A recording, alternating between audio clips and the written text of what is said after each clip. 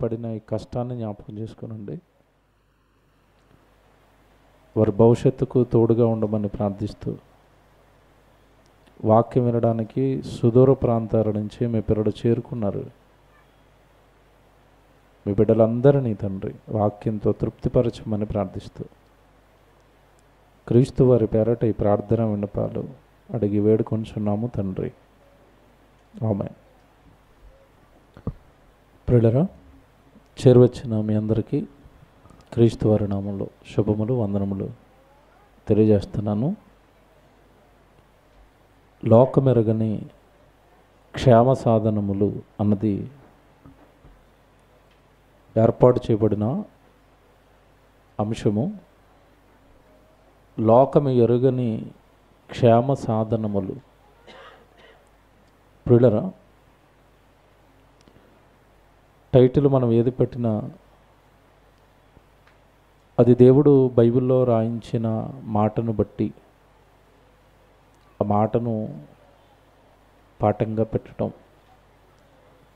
దానిలో ఉన్న సారాన్ని అర్థం చేయించటం మన దగ్గర జరుగుతున్న బోధ విధానం.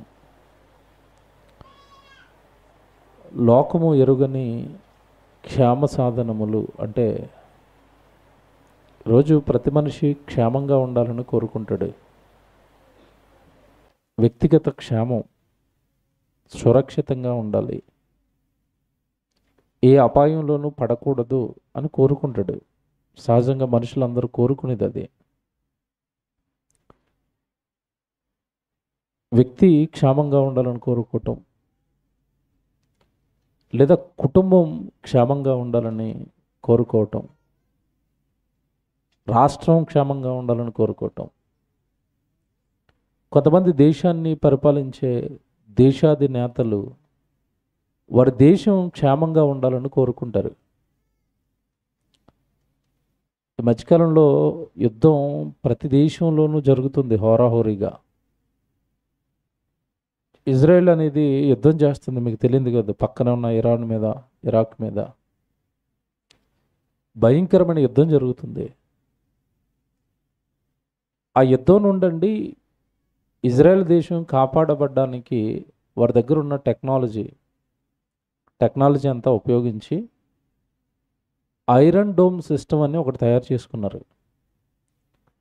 అంటే దేశం మొత్తాన్ని కూడా ఎవరైనా బాంబులు కనుక దేశం మీద విసిరితే ఆ టెక్నాలజీ అనేది ముందుగానే ఆ బాంబును అడ్డుకుంటుంది, గాల్లోనే పేల్చేస్తుంది దాన్ని. దేశం క్షేమంగా ఉండాలి, లేదా దేశంలో ఉన్న ప్రజలు బాంబు దాడుల్లోకి పడి చచ్చిపోకూడదు అని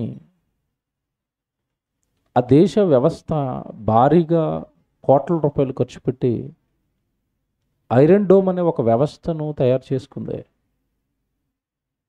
అంటే టెక్నాలజీ ద్వారా మా దేశాన్ని కాపాడుకుంటాం, మమ్మల్ని మేము ప్రొటెక్ట్ చేసుకుంటాం అని అనుకుంటున్నారు. అది 100% విజయవంతం అయ్యింది అని చెప్పలేం. కానీ ఎందుకంటే ఈ మధ్యకాలంలో ఇరాన్ దాడులు చేసేటప్పుడు ఒక్క రాకెట్ వచ్చి దాడి చేస్తే ఐరన్ డోమ్ అడ్డుకుంటుంది. కానీ మల్టిపుల్ ఒకేసారి ఒక 20-30 రాకెట్లు కానీ బాంబు దాడులు కానీ జరిగితే ఈ ఐరన్ డోమ్ సిస్టమ్ కూడా కన్ఫ్యూజ్ అవుతుంది. కన్ఫ్యూజ్ అయ్యి అన్ని బాంబులను గాల్లో పేల్చలేకపోతుంది, కొన్ని వచ్చి దేశం మీద పడిపోతున్నాయి. ఆ దేశం అనేది నాశనం అయింది ఈ మధ్యకాలంలో, మీకు తెలియదు కాదు. ఇది మీకు ఎందుకు చెప్పానంటే, మా దేశం సురక్షితంగా ఉండాలి అంటే మేము శాస్త్రాన్ని నమ్ముకుంటాం, లేదంటే ఐరన్ డోమ్ వ్యవస్థను ఒకటి తయారు చేసుకుని మా దేశాన్ని మేము క్షేమంగా ఉంచుకుంటాం అనుకున్నారు. కానీ అది కూడా ఫెయిల్ అయింది. కాస్త బెటర్మెంట్, కొద్దిగా బాంబులను ఆపగలిగింది. దానిని చూసి ఈ మధ్యకాలంలో అమెరికా కూడా అలాంటి సిస్టాన్ని ఒకటి అమెరికా దేశానికి తయారు చేసుకోవాలి అని ప్రయత్నాలు మొదలుపెట్టింది. దేశం క్షేమంగా ఉండాలి అంటే మాకేదో రక్షణ బలం ఉంటే సరిపోతుంది, సైన్యం ఉంటే సరిపోతుంది, తుపాకులు ఉంటే సరిపోతాయి, రాకెట్లు ఉంటే సరిపోతాయి, మా దగ్గర బాంబులు ఉంటే సరిపోతాయి, అణుబాంబులు అని ప్రతి దేశము ఈ మధ్యకాలంలో మీకు తెలియదు కాదు అణుబాంబులు తయారు చేసి పెట్టుకుంటున్నారు. ఒకవేళ యుద్ధం మా మీద జరిగితే ఈ అనుభవం మమ్మల్ని రక్షిస్తుంది. ఇదంతా మీరు ఓవరాల్గా మనసులో పెట్టుకుని, అంటే సొసైటీలో ఏం జరుగుతుందో, మనుషుల యొక్క ఆలోచన విధానం ఎలాగుందో మీకు చెప్తున్నాను.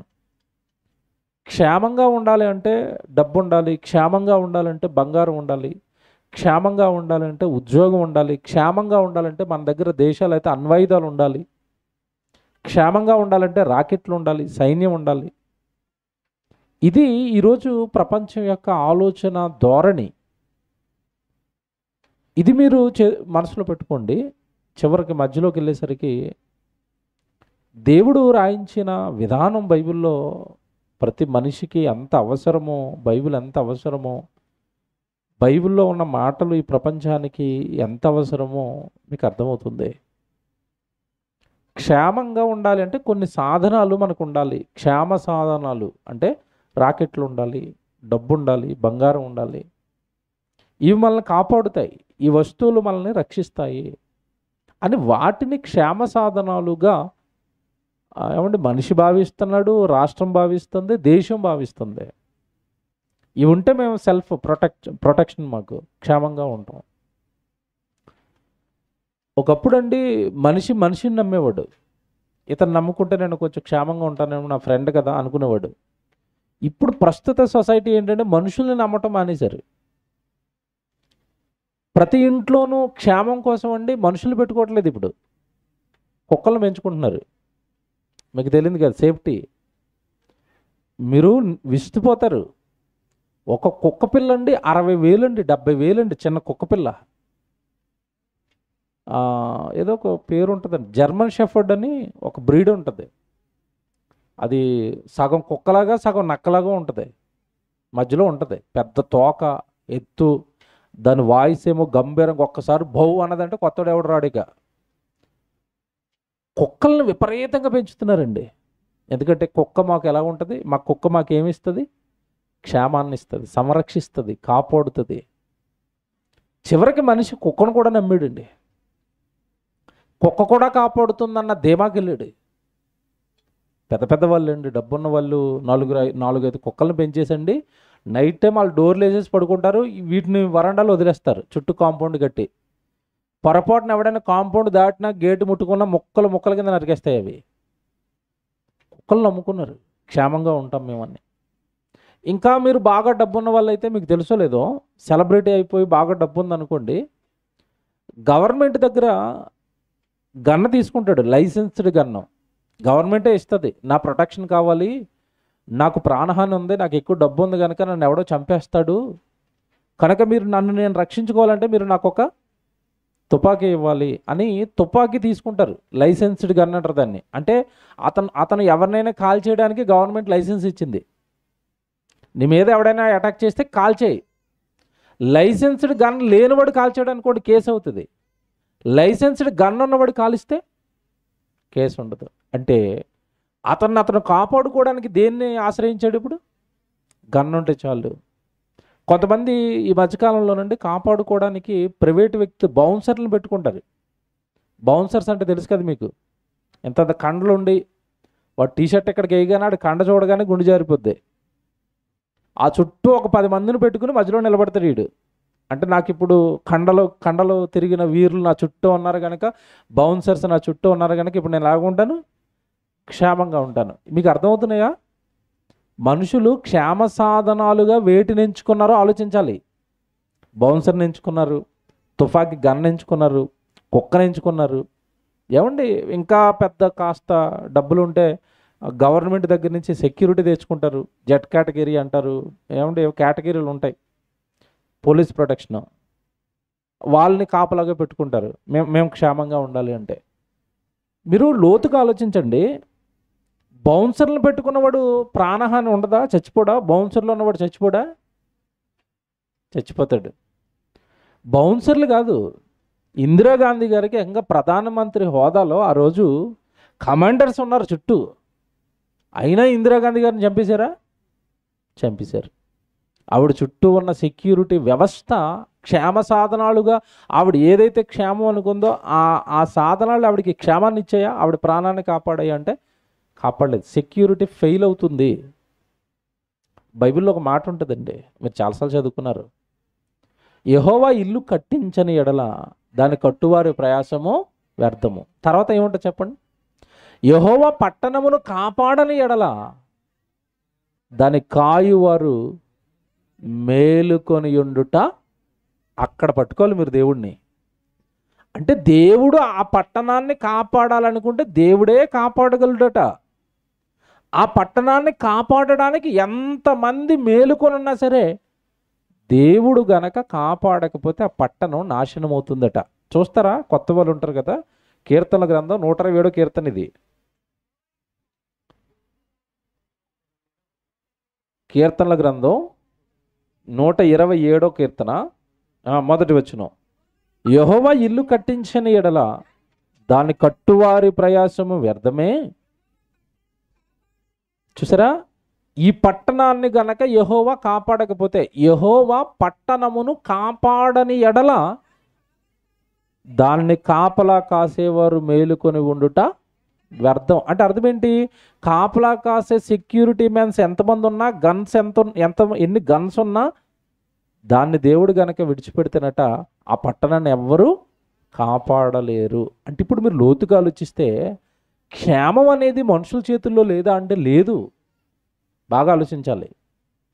లోకము ఎరుగని క్షేమ సాధనములను పెట్టానండి. అంటే లోకానికి వాళ్ళు ఎలాగో జీవిస్తే వాళ్ళు క్షేమంగా ఉంటారో తెలియదు వాళ్ళకి. మాదొక పట్టణం ఏమంటే, అప్పట్లో పట్టణాలు, ఇప్పుడు దేశాలు. మా దేశానికి అణ్వాయుధాలు ఉన్నాయి. మా దేశం చుట్టూ ఏమంటే సైన్యాన్ని చీల్చే అంత బలం కలిగిన సైన్యం మా దగ్గర ఉంది. అణ్వాయుధాలు మా దగ్గర ఉన్నాయి. లేదంటే నా దగ్గర తుపాకు ఉంది. లేదంటే మా దగ్గర కుక్కలు ఉన్నాయి. లేదంటే నా దగ్గర సెక్యూరిటీ ఉన్నారు, బౌన్సర్స్ ఉన్నారు, నేను క్షేమమే అనుకుంటే, ఎవరు క్షేమంగా ఉండాలి అన్నా వాళ్ళ క్షేమం చుట్టూ ఉన్న ఆ సెక్యూరిటీలో లేదట. వాళ్ళు మేలుకొని ఉన్నా వ్యర్థమేనట. కాపాడేవాడు దేవుడట. నేను కాపాడాలనుకుంటేనే వ్యక్తి అయినా, వ్యవస్థ అయినా, రాష్ట్రమైనా, పట్టణమైనా, దేశమైనా నేను కాపాడాలనుకుంటేనే దానికి క్షేమం. నేను క్షేమంగా ఉంచాలి దాన్ని. హోషేయ గ్రంథం ఒకసారి తీయండి, 4వ అధ్యాయం 1 నుంచి 3 వచనాలు ఒకసారి చదవండి, ఎంత బాగుంటాయో. అంటే దేవుడే కాపాడాలి. ఏ దేశాన్నైనా, ఏ వ్యక్తినైనా, ఎవరినైనా కాపాడవలసింది దేవుడు. హోషేయ గ్రంథం 4వ అధ్యాయం చూడండి. ఇశ్రాయేలు వారులారా, యెహోవా మాట ఆలకించండి. సత్యమును కనికరమును దేవుని గూర్చిన జ్ఞానమును దేశమందు లేకపోవుట చూచి యెహోవా దేశ నివాసులతో వ్యాజ్యమాడుచున్నాడు. దేశంతో దేవుడు యుద్ధానికి దిగాడట. కారణం ఏంటంటే ఆ దేశంలోనట దేవుని గూర్చిన జ్ఞానము లేదు, సత్యం లేదు, కనికరం లేదు, దేవుని గూర్చిన జ్ఞానము లేదు. గనుక దేవుడు ఆ దేశ నివాసులతో ఏం చేస్తున్నాడట? వ్యాజ్యమాడుతున్నాడు. అంటే దేశం క్షేమంగా ఉండాలి అంటే ఇప్పుడు ఏముండాలి ఆ దేశంలో? బాగా ఆలోచించండి లోతుగా. ఆ దేశం క్షేమంగా ఉండాలి అంటే ఆ దేశంలో ఉన్న మనుషులందరిలోనూ దేవుడి జ్ఞానం ఉండాలట, దేవుడి వాక్యం ఉండాలట.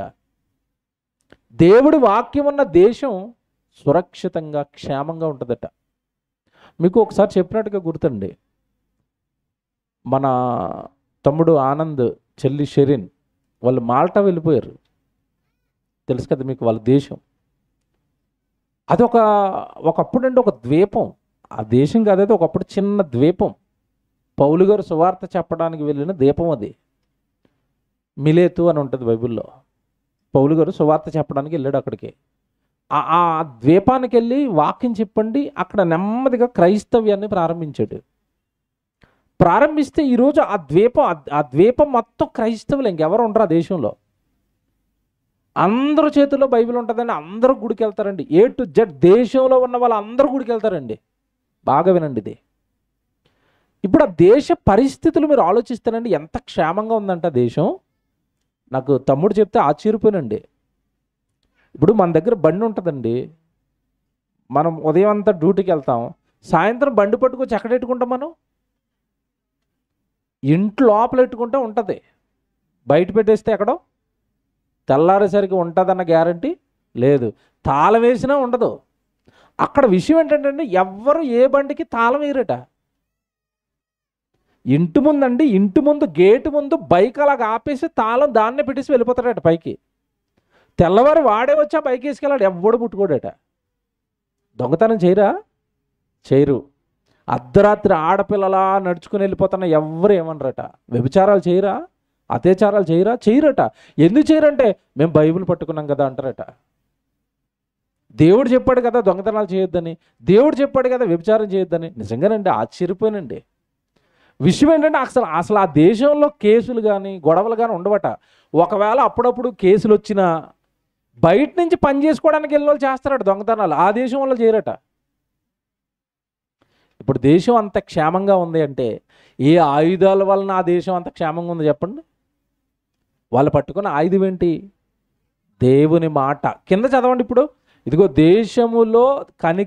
దేశములో సత్యము కనికరము లేదు, దేవుని గురించిన జ్ఞానం లేదు కనుక దేవుడు ఆ దేశంతో శపిస్తున్నాడు, వ్యాజ్యమాడుతున్నాడు. 2వ వచనం, అబద్ధ సాక్ష్యము పలుకుట, అబద్ధములాడుట, హత్య చేయుట, దొంగిలించుట, వ్యభిచరించుట వాడుకయ్యను. జనులు కన్నము వేసి మానక నరహత్య చేస్తున్నారు, అందుకు ఆ దేశంతో దేవుడికి యుద్ధం.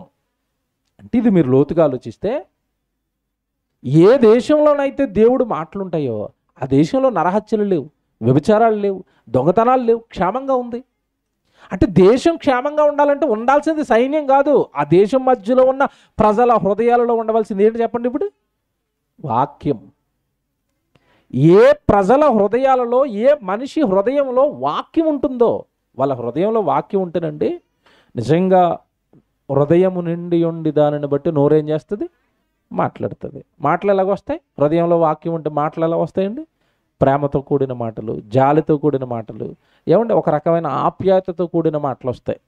హృదయం నిండా కంపు నిండుకుందనుకోండి, దుర్భాషలు వస్తాయి, ఏమంటే ఎదుటివాడిని బాధ పెట్టే మాటలు వస్తాయి, ఎదుటివాడిని ఏమంటే పాడు చేసే మాటలు వస్తాయి, ఎదుటివాడిని దేవుడికి దూరం చేసే మాటలు వస్తాయి. హృదయంలో వాక్యం లేకపోతే వచ్చే ప్రమాదం అది.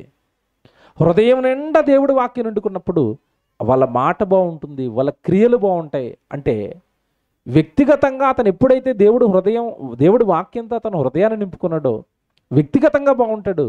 వ్యక్తిగతంగా ఎప్పుడైతే బాగున్నాడో, జాగ్రత్తగా వినండి, వ్యక్తిగతంగా ఎప్పుడైతే బాగుంటాడో అతని కుటుంబం కూడా బాగుంటుంది. అంతేనా? కుటుంబంలో ఏమంటే కుటుంబాన్ని పెంచి పోషిస్తున్న యజమానుడు బాగున్నాడు అనుకోండి, భార్య ఎలా ఉంటుంది? బాగుంటుంది. పిల్లలు ఎలా ఉంటారు? బాగుంటారు. ఆ కుటుంబం బాగుంది, అన్ని కుటుంబాలు బాగున్నాయి అనుకోండి, ఆ రాష్ట్రం కానీ ఆ దేశం కానీ ఎలా ఉంటుంది చెప్పండి? ఎంత బాగుంటుందండి. అంటే కుటుంబంలో ఉన్న యజమానుడిలో దేవుడి వాక్యం ఉంటే ఆ కుటుంబం బాగుంటుంది. దేశాన్ని పరిపాలిస్తున్న దేశాధినేత హృదయంలో దేవుడి మాటలు ఉంటే దేశం ఎంత బాగుంటుంది. ఈ మధ్యకాలంలో అమెరికాను పరిపాలించే ట్రంప్ గారు ఏం చేశారో మీకు తెలియదు కాదు. గెలిచిన తర్వాత అండి బైబిల్ అట్టుకొని నా గెలుపు కాదు ఇది, గెలుపు ఎవరిదన్నాడు? దేవుడిది, యేసుక్రీస్తుల వారి గెలుపు. మోకాళ్ళు వేసి ప్రార్థన చేశారండి ఓ చోట, చర్చిలో మోకాళ్ళు వేసాడు దేశ అధ్యక్షుడు అమెరికాకు. అంతగా ఆ వ్యక్తి దేవుడికి లోపడుతున్నాడు అంటే అతను తీసుకునే నిర్ణయాలు బాగుంటాయి, ఆ దేశంలో ఉన్న ప్రజలు కూడా బాగుంటారు. ఇప్పుడు బైబిల్లో నేను పెట్టిన టైటిల్ కనపడితే చూడండి, ఏ వ్యక్తి బాగుండాలి అన్నా, ఎవరు క్షేమంగా ఉండాలన్నా నా మాటే శాసనం అన్నాడంతే దేవుడు. మేక గ్రంథం తీయండి. మేక గ్రంథం 2వ అధ్యాయం 7వ వచనం చూడండి బైబిల్లో. మేక గ్రంథం 2వ అధ్యాయం 7వ వచనం తీయండి. 7వ వచనం, యాకోబు సంతతి వారిని పేరు పెట్టబడిన వారలారా, సరా దేవునికి దీర్ఘశాంతం ఏమైనా తగ్గిపోయిందా? ఈ క్రియలు ఆయన చేత జరిగిన, ఇది అండర్లైన్ చేసుకోండి, యథార్థముగా ప్రవర్తించువానికి నా మాటలు క్షేమ సాధనములు కావా? సరే, బైబిల్ చదువుకున్నప్పుడు వండర్ అయిపోయినండి మాట చదువుకుని. యథార్థముగా ప్రవర్తించువాడికి, యథార్థంగా కల్మషం లేకుండా హృదయం నిండా దేవుడు మాటలు పెట్టుకుని బ్రతుకుతున్నవాడికట, ఆ యథార్థవంతుడికట, ఆ యథార్థంగా ప్రవర్తించేవాడికట దేవుని మాటలు ఎలా మారిపోతాయట? క్షేమ సాధనాలుగా మారిపోతాయి. అంటే ఆ వ్యక్తిని ఇప్పుడు కాపాడేవేవి చెప్పండి? ఇప్పుడు దేవుని మాటల, ఎవడు ప్రాక్టికల్గా ఆలోచిద్దామండి. బైబిల్ ఎప్పుడు కూడా బైబిల్లో మాటలండి మామూలుగా ఆలోచిస్తే అర్థం కావండి. ప్రాక్టికల్గా ఆలోచిద్దాం. దేవుడి మాట క్షేమ సాధనం అట. ఎవరికంట? అందరికీ కాదట. అక్కడ కాజు ఉంది. అక్కడ యథార్థంగా ప్రవర్తించాలి. నీ ప్రవర్తనలో కల్మషం ఉండకూడదు. నీ ప్రవర్తనలో పక్షపాతం ఉండకూడదు. నీ ప్రవర్తన బాగుండాలి. యథార్థమైన ప్రవర్తన అయి ఉండాలి. దేవుని ఎడల సుమా, దేవుని ఎడల, సహోదరుల ఎడల, మనుషుల ఎడల మనం ఎప్పుడు కూడా యథార్థంగా ఉండాలి, నిజాయితీగా ఉండాలి. ఏమండి, దేవుడు కోరుకున్నట్టుగానే ఉండాలి. అలాగే ఎవరైతే ఉంటున్నారో అలా యథార్థంగా ఉండేవారికట దేవుని మాటలట క్షేమ సాధనములు. నా మాటే నీకు క్షేమ సాధనం, వెళ్ళు, నీకు ఏ సెక్యూరిటీ అవసరం లేదు, నా మాట ఉంటే చాలు అన్నాడు. ఏమండి, ఇది ఎంతవరకు నిజం ఆలోచిద్దాం. నా పాఠం ఇదే, నా టైటిల్ ఇదే. దేవుని మాటలు క్షేమ సాధనములు అన్నప్పుడు దేవుడి మాట మనకి క్షేమాన్ని ఇస్తుందా? ఆలోచిద్దాం. నా మాట నీకు క్షేమ సాధనం. సాధనం అంటే ఏంటి చెప్పండి? సాధనాలు అంటే అర్థం ఏంటి? వ్యవసాయ సాధనాలు అంటే వ్యవసాయం చేయడానికి అవసరమైన పనిముట్లు. యుద్ధ సాధనాలు అంటే యుద్ధం చేయడానికి అవసరమయ్యే పనిముట్లు. ఇప్పుడు దేవుడు అంటే ఆ పదాన్ని అక్కడ వాడాడు. నా మాటలు నీకు ఏంటంట? క్షేమ సాధనాలు. అంటే నా మాట నీలో ఉంటే నీ చుట్టూ నా ఆయుధాలు ఉన్నట్టే అన్నట్టు. నిన్ను ప్రొటెక్ట్ చేసేవి, నిన్ను కాపాడే ఆయుధాలు నీ దగ్గర ఉన్నట్టే. క్షేమ సాధనాలు అన్నాడు. నా మాటలే క్షేమ సాధనాలు. ఏమండి, నేను ఇందాక చాలా ఉదాహరణలు చెప్పాను. ప్రతి వ్యక్తి ఈరోజు క్షేమంగా ఉండాలనుకుంటాడు, అంతేనా? సంతోషంగా ఉండాలి, ఆనందంగా ఉండాలి, మనకి ఏ అపాయం రాకూడదు అనుకుంటాడు. ఇప్పుడు క్షేమ సాధనాలు ఏంటి అని మనిషి ఆలోచించాడంటే, నేను ఎందా చెప్పాను కదండి, చాలామంది పిల్లల్ని ఏమంటారంటే, ఒరే నువ్వు పెద్ద ఉద్యోగం తెచ్చుకున్నావు అనుకో, నువ్వు ఎలాగుంటావు? క్షేమంగా ఉంటావు. నిజమే.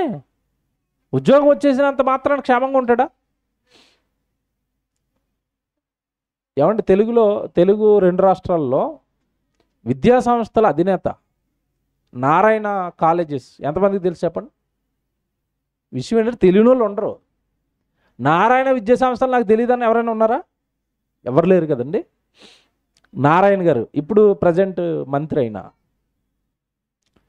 వాళ్ళకి వేల కోట్లండి ఆస్తి.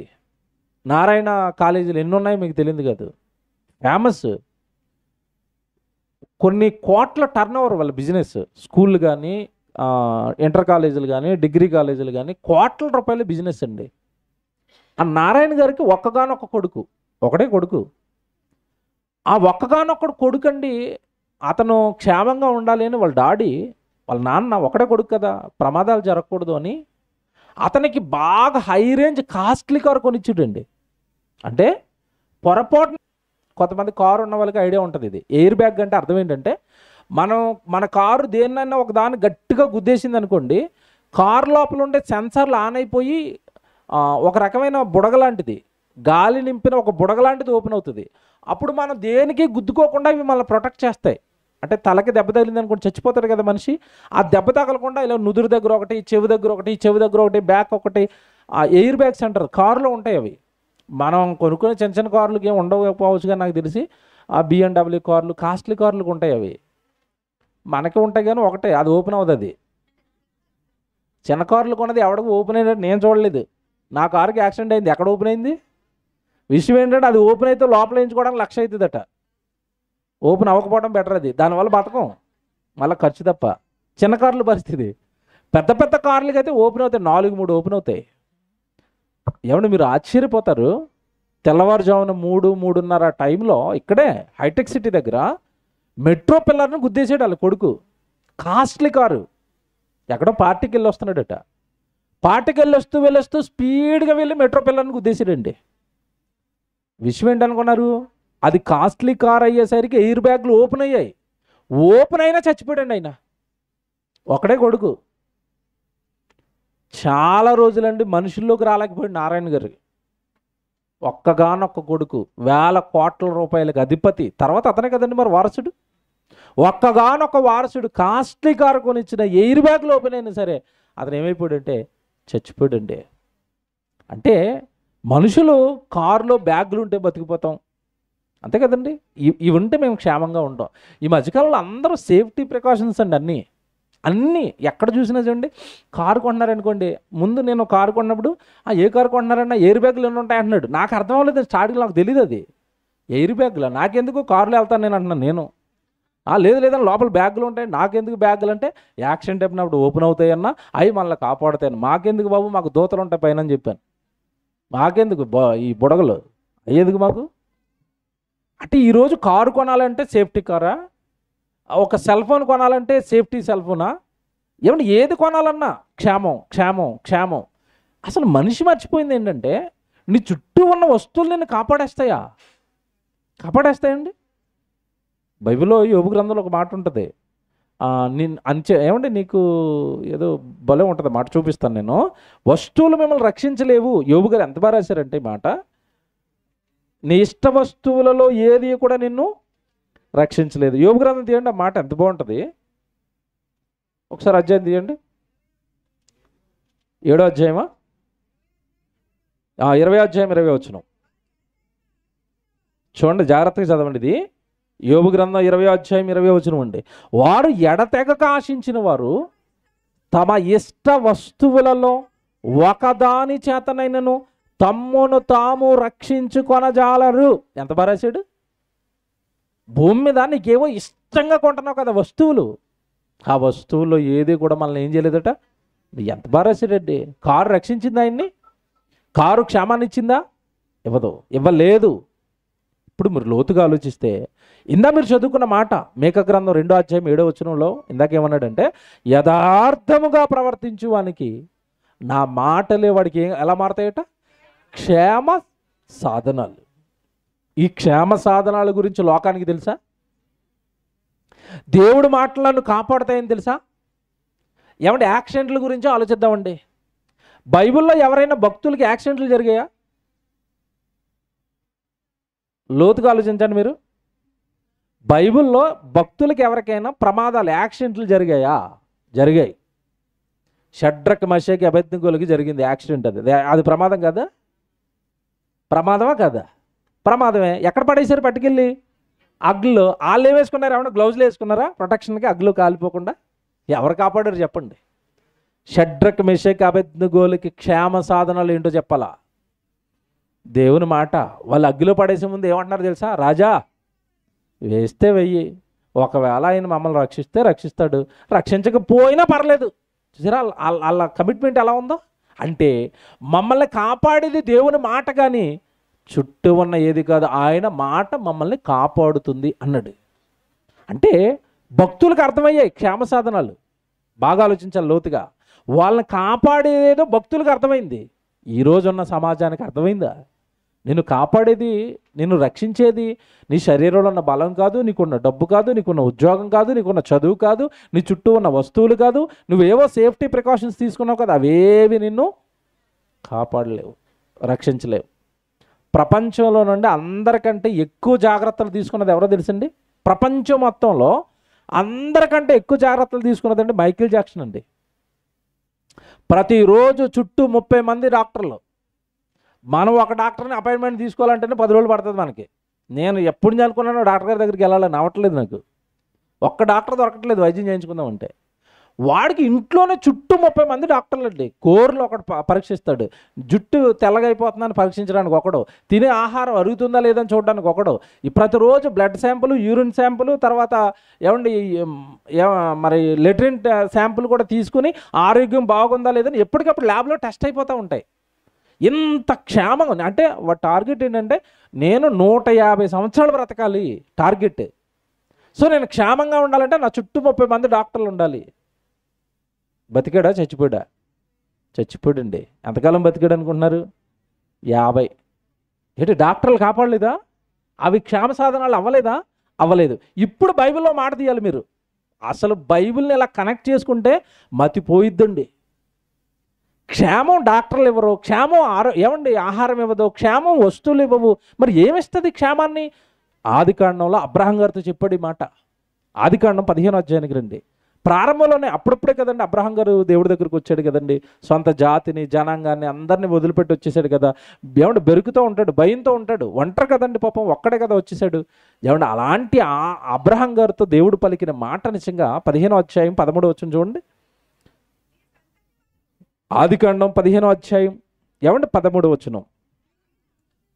అబ్రహాంతో చెప్తున్నాడు, నీ సంతానం, నీ సంతతి వారు తమది కాని దేశమందు నివసించి ఆ దేశపు వారికి దాసులుగా ఉందురు. వారు 400 ఏండ్లు వీరిని శ్రమ పెట్టుదురు. వీరు ఎవరికి దాసులవుదురో ఆ జనమునకు నేను తీర్పు తీర్చుదును. తరువాత వారు మిక్కిలి ఆస్తితో బయలుదేరి వచ్చేస్తారు. ఏమంటే రాబోయే భవిష్యత్తు చెప్తున్నాడండి. ఏమండి ఈ మాటలు చెప్తున్నది ఎవరికంటే అబ్రహాం గారికి. అబ్రహాం గారికి ఇంకా అప్పుడు ఇస్సాకు పుట్టలేదు. ఇస్సాకు పుట్టలేదు, యాకోబు పుట్టలేదు. యాకోబు గర్భాన 12 గోత్రాల పిల్లలు రాలేదు. వాళ్ళు ఇశ్రాయేల్ జాతిగా ఏమండి విస్తరించలేదు. విస్తరించక మునిపే జరగబోయే భవిష్యత్తు చెప్పేస్తున్నాడు. ఇదిగో నీ పిల్లలు 400 ఏండ్లు ఐగుప్తు బానిసత్వంలోకి వెళ్ళిపోతారు. నువ్వేం బాధపడద్దు. నీ సంతానం వాళ్ళంతా, నీ నుండి వచ్చిన వాళ్ళంతా, నీ కొడుకు నుండి వచ్చిన వాళ్ళంతా, ఆ సంతానాన్ని అంతా కూడా ఇదిగో ఐగుప్తు దేశంలో బానిసలుగా ఉండిపోయినప్పుడు నేను, బాగా వినండి, నేను ఆ జనాంగానికి తీర్పు తీరుస్తానంటే ఐగుప్తులకి తీర్పు తీర్చి నీ పిల్లలందరినీ క్షేమంగా తీసుకుని వస్తానయ్యా. ఆ తీసుకుని వస్తున్నప్పుడు నీ పిల్లలు ఎలాగొస్తారు అన్నాడు. ఆ పదం చూడండి, మిక్కిలి ఆస్తితో, బలమైన ధనబలాంగంతో ఏమండి వారు తిరిగి వచ్చేస్తారు. మిక్కిలి ఆస్తితో వాళ్ళు తిరిగి వస్తారు. మిక్కిలి ఆస్తితో వాళ్ళు తిరిగి వస్తారు. దేవుడి మాట ఇది, జాగ్రత్త వినండి. తర్వాత మాట చదవండి, ఏమంటున్నాడు? వాళ్ళు మిక్కిలి ఆస్తితో వాళ్ళు తిరిగి వచ్చేస్తారు.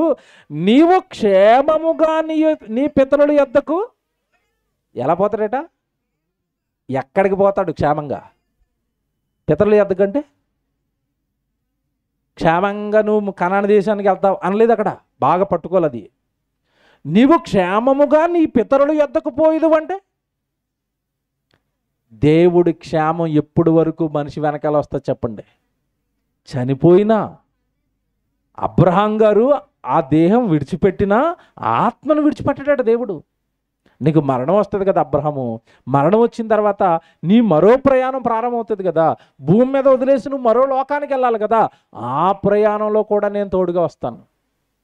నేను అడుగుతున్నానండి, భూమి మీద మనం ఏది సంపాదించినా మన మరణం తర్వాత మనల్ని క్షేమంగా తీసుకెళ్ళడానికి అది ఉపయోగపడుతుందా? మీరు ఆలోచించండి. మనుషులు వస్తారా మరణం తర్వాత క్షేమంగా తీసుకెళ్ళడానికి?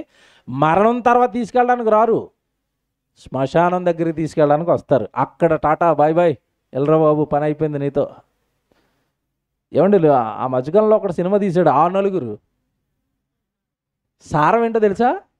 నువ్వు చచ్చిపోయేలోపు నీ పాడి మోయడానికి నలుగురిని సంపాదించు. నేను సంపాదించలేదండి, ఏమవుతుంది? జిహెచ్ఎంసీ వాళ్ళు పట్టుకెళ్ళి మిషన్లు వేస్తారు, ఏముంది దానికి? ఇప్పుడు శ్మశానానికి వెళ్ళడానికి నలుగురిని సంపాదించడం కాదు, ఆత్మను క్షేమంగా తీసుకెళ్ళడానికి ఒకే ఒక్కడు యేసుక్రీస్తుల వారిని సంపాదించాలి. ఈ సినిమాలన్నీ సుత్తి సినిమాలండి ఇవన్నీ. జనానికి అర్థం కాక చప్పట్లు కొడతారు వీళ్ళు. ఈ మధ్యకాలంలో ఎవడు చచ్చిపోయినా ఆ పాటే, ఆ నలుగురు. విన్నారా? ఏ ధనవంతుడు చచ్చిపోయినా, ఏ రాజకీయ నాయకుడు చచ్చిపోయినా, ఏ సినిమా యాక్టర్ చచ్చిపోయినా ఇదే పాట, ఆ నలుగురు. ఎందుకు? శ్మశానంలో మోయడానిగా. ఇక్కడ అబ్రహాం గారికి ఏమన్నాడు? ఏ నలుగురు కాదు నాన్న, నీ వెనకాల నేను తోడుగా ఉంటాను, నీకు నేను క్షేమాన్ని ఇస్తాను, నీవు హాయిగా. ఏమండి ఇది ఎంత ధైర్యాన్ని ఇస్తుందండి? నువ్వు చచ్చిపోయిన తర్వాత కూడా క్షేమంగా ఉంటే ఎంత ధైర్యంగా ఉంటుంది? ఏ డాక్టర్ అయినా చెప్పమానండి, నువ్వు చచ్చిపోయిన తర్వాత కూడా నీ ఆత్మ గ్యారంటీ అని మన డాక్టర్ అంటాడా? ధనవంతుడు అంటాడా? మల్ల గుల్లాలు పడుతున్నారు, ఏమైపోతామో చచ్చిపోయిన తర్వాత. ఏడుపు ఏడుపు ఏడుపు. ఈరోజు ఒక తీర్పు వచ్చింది, మీరు చూసారు లేదో, సంచలనం. ప్రణయ్ హత్య కేసులో ఉన్న వాళ్ళందరికీ జీవితకైతే వేసారు, ఏ వన్గా ఉన్న అతనికి ఏమో ఉరిశిక్ష వేశారు. ఒక కూతురు వచ్చి ఏడుతుంది. ఇప్పుడు మా నాన్నకి అలాంటిది ఏం తెలియదు, మా నాన్న అమాయకుడు అంటుంది ఈవిడ. ఏడు ప్రణయ్ని హత్య చేసేసిన అమాయకుడట. మా నాన్న మంచోడే, మా నాన్న మంచోడే అంటుంది. కూతురు కదా పాపం, శిక్ష పడేసరికి తట్టుకోలేకపోతుందండి. పిల్లరా, చంపిన వాళ్ళు, చచ్చిన వాళ్ళు, ఇలా రకరకాల బాధలు పడుతుంటే భూమి మీద అబ్రహాంతో అంటున్నాడు, నీ చావు కూడా క్షేమే నాన్న, నీ చావులో కూడా నేను తోడుగా ఉంటాను. నిజంగా ఇది చిన్న మాట అండి.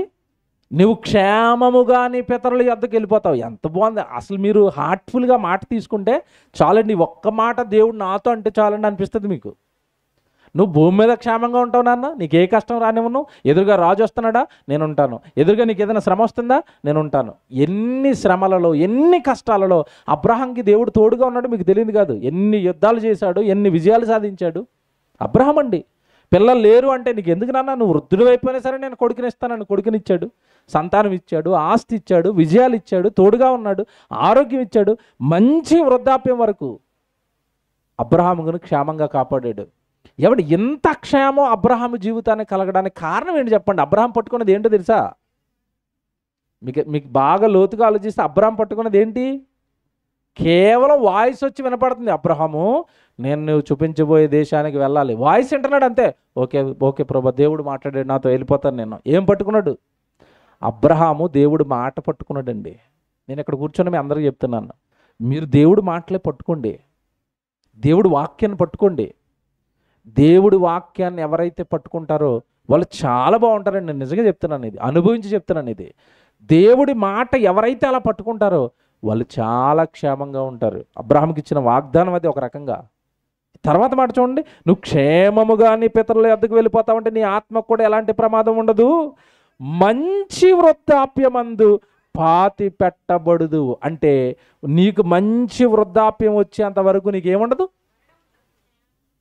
ఏ అపాయం ఉండదు, ఏ అపాయం ఉండదు. నీకు వృద్ధుడు అయిపోయేంతవరకు ఏ అపాయం ఉండదు. ఏమంటే ఈ భూమి మీద ఏ మనిషి అయినా నేను ముసలైపోయేంతవరకు బతుకుతానని చెప్పగలడా? బతుకుంటే చెప్పగలడండి? మనకైతే ప్రమాదాలు ఎన్ని రకాలుగా పొంచి ఉన్నాయో మీకు తెలియదు కాదు. క్షేమం ఎవరి చేతిలో ఉంది చెప్పండి ఈరోజు? ఎవరి చేతి? మన చేతిలో మన క్షేమం ఉందా ఈరోజు? మన గ్యారంటీ ఉందా మన జీవితాల కంటే? లేదు. నిన్న మొన్న చూశానండి, ఏదో కొత్త వ్యాధట, లక్షణాలు సరిగ్గా తెలియట్లేదు, 13 మంది చచ్చిపోయారండి. అది ప్రబలే అవకాశం ఉంది అంటున్నారు. ముందు ప్రబల దానికి కరోనా అని పేరు పెట్టారు, ఇప్పుడు దీనికి ఏం పేరు పెడతారో తెలీదు. లేటెస్ట్ న్యూస్ మీకు తెలుసో లేదో, నెమ్మదిగా ఒక వైరస్ స్టార్ట్ అయింది. అది సోకిన వెంటనే 4 రోజులకి 13 మంది చచ్చిపోయారండి. దానికి కరోనా అని పెట్టారు పేరు, దీనికి ఏ గిరోనా అని పేరు పెడతారు. ఎందుకంటే దాన్ని ఏం చేయాలో తెలియక ఏ పేర్లు పెట్టుకుంటూ పోతారు వీళ్ళు. వైరస్కి ఏదో NH55 నెంబర్లు వేసుకుని వైరస్కి పేర్లు పెట్టుకోవడం తప్ప ఈ చావులను ఆపటం మాత్రం ఎవరి చేతుల్లోనూ. నేను ఆశ్చర్యపోయిన, 13 మంది ఒకేసారి చచ్చిపోయారట. ఏ వ్యాధో తెలియట్లేదు, వింత వ్యాధట, అది సోకే ప్రమాదం ఉందా, అది సోకితే ఎలా ఆపాలి తెలియట్లేదు. ఈరోజు మనిషి జీవితానికి గ్యారంటీ అనేది లేదు. కానీ అబ్రహాంకి చూసారా దేవుడు ఏమంటున్నాడు? నువ్వు మంచి వృద్ధాప్యం వచ్చేంతవరకు బతుకుతావు. నేను మాట్లాడుతాను, మీరు బాగా ఆలోచించి చెప్పాలి నాకు ఇది. అబ్రహాంకి వాగ్దానం చేస్తున్న టైంకి మనకులాగా సూదులు ఇంజక్షన్లు ఉన్నాయా, ట్యాబ్లెట్లు ఉన్నాయా? ఈ క్యాన్సర్ వస్తే క్యాన్సర్ తగ్గించడానికి కీమోథెరపీ ఉందా? ఆపరేషన్స్ ఉన్నాయా? గుండె పాడైపోతే రీప్లేస్ చేసుకోవడానికి గుండె ఆపరేషన్ చేయడానికి డాక్టర్ గారు ఎవరైనా ఉన్నారా? బాగా ఆలోచించాలి, ఆ మాట చిన్నదేం కాదు. అది క్రీస్తుకు పూర్వం 1500 సంవత్సరాల క్రితం ఒక వ్యక్తికి దేవుడు నువ్వు వృద్ధాప్యం వరకు బ్రతుకుతావన్నాడేంటి? ఏంటది మీకు తెలియదు కాదు. ఒక 200 సంవత్సరాలు వెనక్కి వెళితే మన భారతదేశంలో 200 సంవత్సరాలు వెనక్కి, 300 సంవత్సరాలు వెనక్కి వెళితే మన భారతదేశంలో ఒక భయంకరమైన రోగం ఉండేది, కలరా. వాంతులు విరోచనాలు వచ్చి మనుషులు చచ్చిపోయేవారు వెంటనే. అదొక రోగం, మందులు లేవు, చచ్చిపోయారు అప్పట్లో. తర్వాత ఇంకొక రోగం దగ్గు వస్తుందని టీబీ అంటారు, దానికి మందులు లేవు, దగ్గు చచ్చిపోయారు. ఈ తర్వాత ఇంకొక రోగం, భయంకరమైన రోగం కుష్టు వచ్చినా సరే అలా కుషించిపోయి చచ్చిపోయేవారండి, మందులు లేవు. అసలు మందులు లేని కాలంలో, వైద్యం లేని కాలంలో, శాస్త్రం లేని కాలంలో ఎవడు క్రీస్తుకు పూర్వం 1500 సంవత్సరాల క్రితం అబ్రహాంతో దేవుడు ఏమంటున్నాడు? నువ్వు వృద్ధాప్యం వరకు క్షేమంగా ఉంటావు అన్నాడు. అంటే దేవుడు తోడుగా ఉంటే వైద్యము ఏమండి ఏమీ లేకపోయినా దేవుడు ఆ వ్యక్తిని బ్రతికించాలనుకుంటే ఎప్పటి వరకు బతుకుతాడు? ఇప్పుడు మీరు లోతుగా ఆలోచించండి, మనకు క్షేమాన్ని ఇచ్చేవేవి? దేవుడి మాట, దేవుడు తోడుందా నీకు హ్యాపీ. ఎలాంటి కష్టం వచ్చినా ఆ కష్టంలో నుంచి దేవుడు బయటికి మనల్ని తీసుకుని వస్తాడు. ఎలాంటి రోగం వచ్చినా బయటపడేస్తాడు, ఎలాంటి వింత రోగాలు వచ్చినా బయటపడేస్తాడు. బైబిల్లో మాట ఉంటుంది, మీకు తెలియదు కదా. వారి ప్రాణములు గూర్చి వారి ఆశ విడిచినను వాళ్ళు మరలా ఏం చేస్తారట? బ్రతుకుతారు. దేవుడు రాయించిన మాట ఇది. వాడికి చచ్చిపోతాడు, నా ప్రాణం మీద నాకు ఆశ లేదన్న వాడిని కూడా దేవుడు తిరిగి మరలా ఏం చేస్తాడట? బ్రతికిస్తాడు. అలా బతికించాడా బైబిల్ ఒక భక్తుడిని? బతికించాడు. ఉజ్జియా మనకు కనబడతాడు కదండి. ఆ హిజ్కియాకు రోగం వచ్చినప్పుడు ఏ రోగం అది? మరణకరమైన రోగం. అంటే ఆ రోగం వస్తే మనిషి చచ్చిపోతాడు. చచ్చిపోయే రోగం వచ్చినా అతన్ని బతికించాడా?